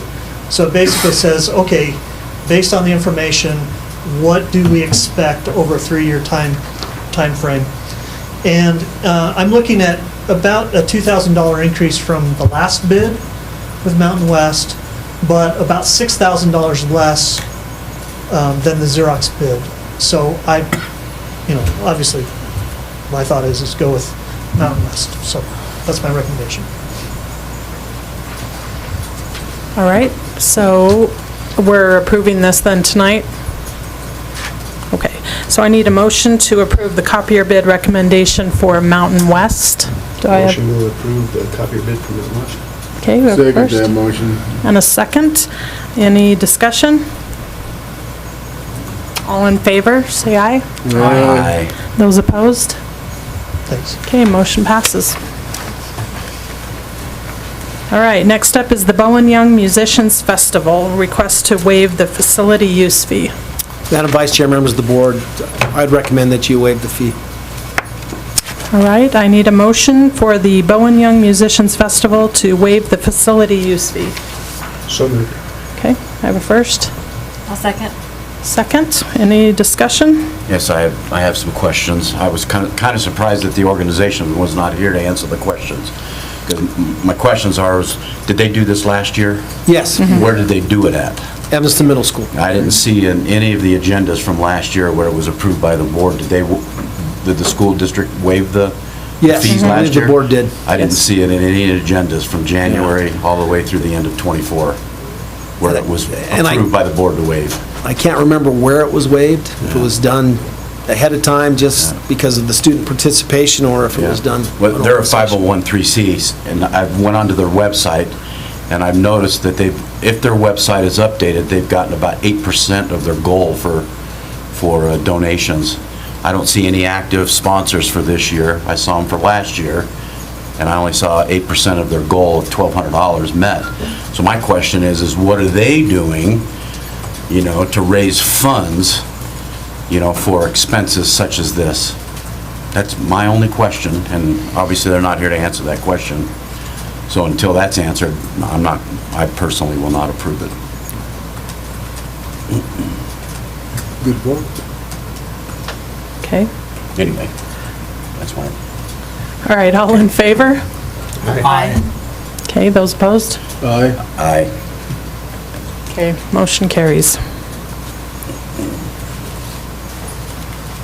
All right, first reading approval for the EF-R-1 meal charge policy regulation, EFCA health and wellness policy.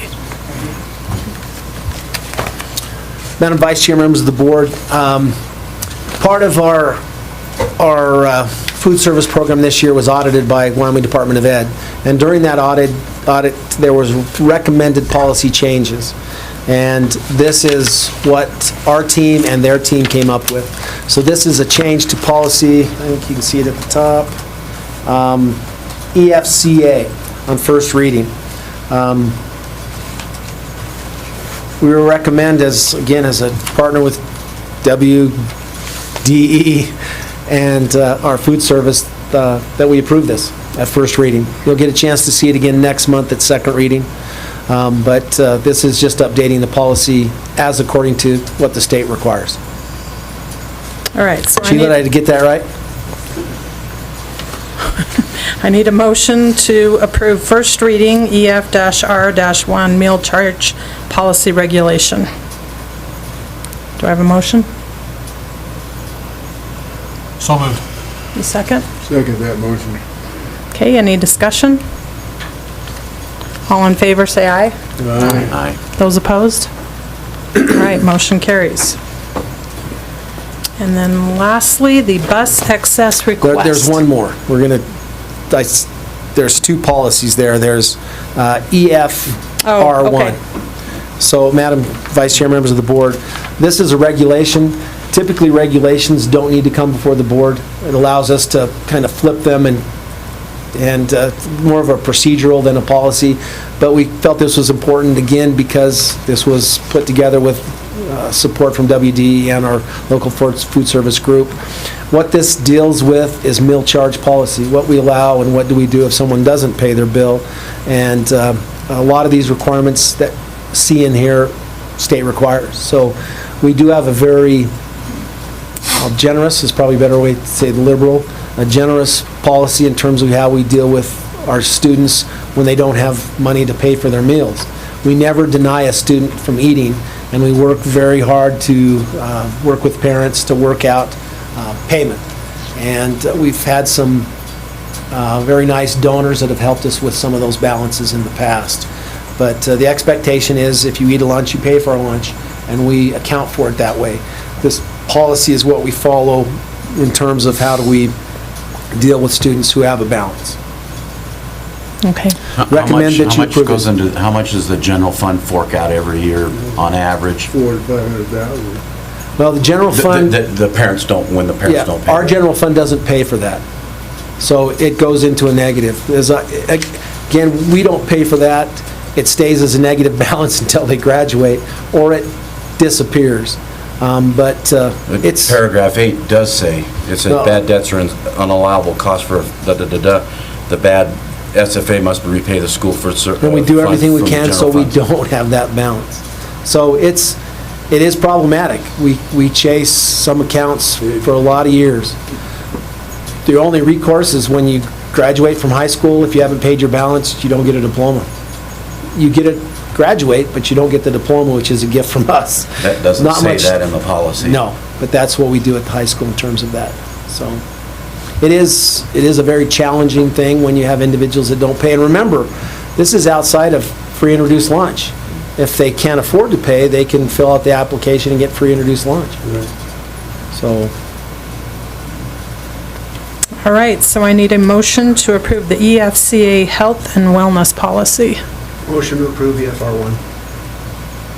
Okay, do I have a second? Second that motion. Okay, I have a first and a second. Any discussion? Madam Chair, if I may, is it okay? John, do you know how much we've had to pay in the past?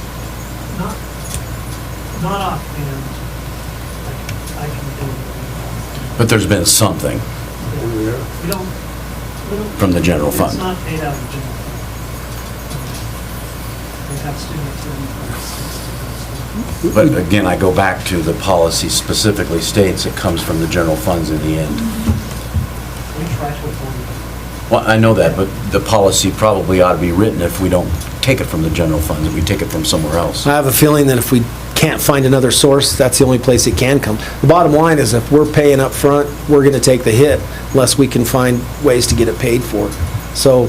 No, I understand all of that. It's how the policy is written is what my point is.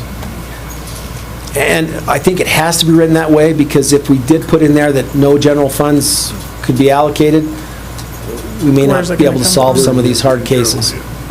Again, our schools take great pride in keeping those debts as low as possible, but even that, we're not going to let a student not eat if they don't have money in their account. I understand all that. I agree with that. I agree with that. So. All right, those in favor? Aye. Aye. And any opposed? Okay, the motion carries. All right, and then lastly, bus excess request. Madam Vice Chair, members of the board, I think you could read the memo from Travis. They recommend that you access those buses. All right, I need a motion to access the buses. So moved. Second? I'll second.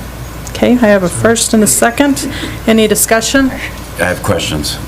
So where, these buses, do they get towed to the scrap yard? You know, what's the cost associated with that? I mean, there's obviously cost involved in that. Is it part of the, included in your budget? You know, do you budget for, I mean, because clearly it'd take a bus to the, you know, where do you scrap it? Jim's Service or Wyoming Fab? Or, I mean, what do you do with it and how much does it cost? So the two that I have on here currently, the first one, the DARA grant one, we took to Wyoming Fab. The way it must be destroyed is we have to cut a hole in the engine block, we have to cut the frame, so it has to be determined to be completely disabled. So do we pay Wyoming Fab to do that? Nope. You do that? They did it for us. It's kind of like a mutual deal. You take our bus and cut it up for us, because they have to sign a federal document saying as a dismantler, Okay. that they've dismantled that bus, they have to submit photos. and So they scrap it and they get the money for the metal and all that stuff? Yeah, and then they don't charge us. Okay. That bus was running when we took it down there as part of the Yeah. DARE grant that it had to be running to qualify. Okay. So we basically drove it down to them and said, Yeah, so there's no cost associated. Do your worst. Got it. the non-running ones, if we take it to scrap, we'll just tow it down there ourselves. There'll be no cost in that. If we get anything for metal weight, we don't really get to capture that money. I mean, John could correct me if I'm. We don't. It goes right to the state. Got So it. with that one, that's why I have it on there. Is we could either use it in our district as a training aid. Some of the other districts have started doing things where they tip them over on their side. They invite the fire department to come over, cut them up a little bit, do some training. We can let drivers do training, climbing out windows, doing things like that. But normally, if the bus runs, we can surplus it. We put it out. People can bid on them, but we don't get to capture any of those funds. The money goes to the state. But you can sell them. We can sell them. There is, there is an obligation that we have to go and get as much as we can. I mean, whether it's a taxpayer is local or is state is irrelevant. So we do have to go after that. So it's not like we can just, hey, take our bus off our. Please. But state captures it. Whereas like that one's non-running, we can't really capture much money off of it. Right. So for us, it's greater as a training aid, and then in the long run, we would end up just taking it to the scrapyard. Okay. Thank you. All right, all those in favor? Aye. Okay, any opposed? Okay, motion carries. All right, board roundtable.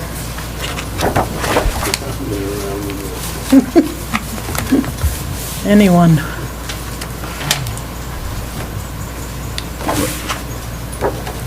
Was the, weren't we gonna have a presentation from Hayden Peak Academy tonight? Or is that taken off the agenda? I think it was. I saw it on the agenda this morning. The lease agreement. Yeah, Hayden Peak's lease Right. agreement. What you saw. And So what happened to that? calendar. Yeah.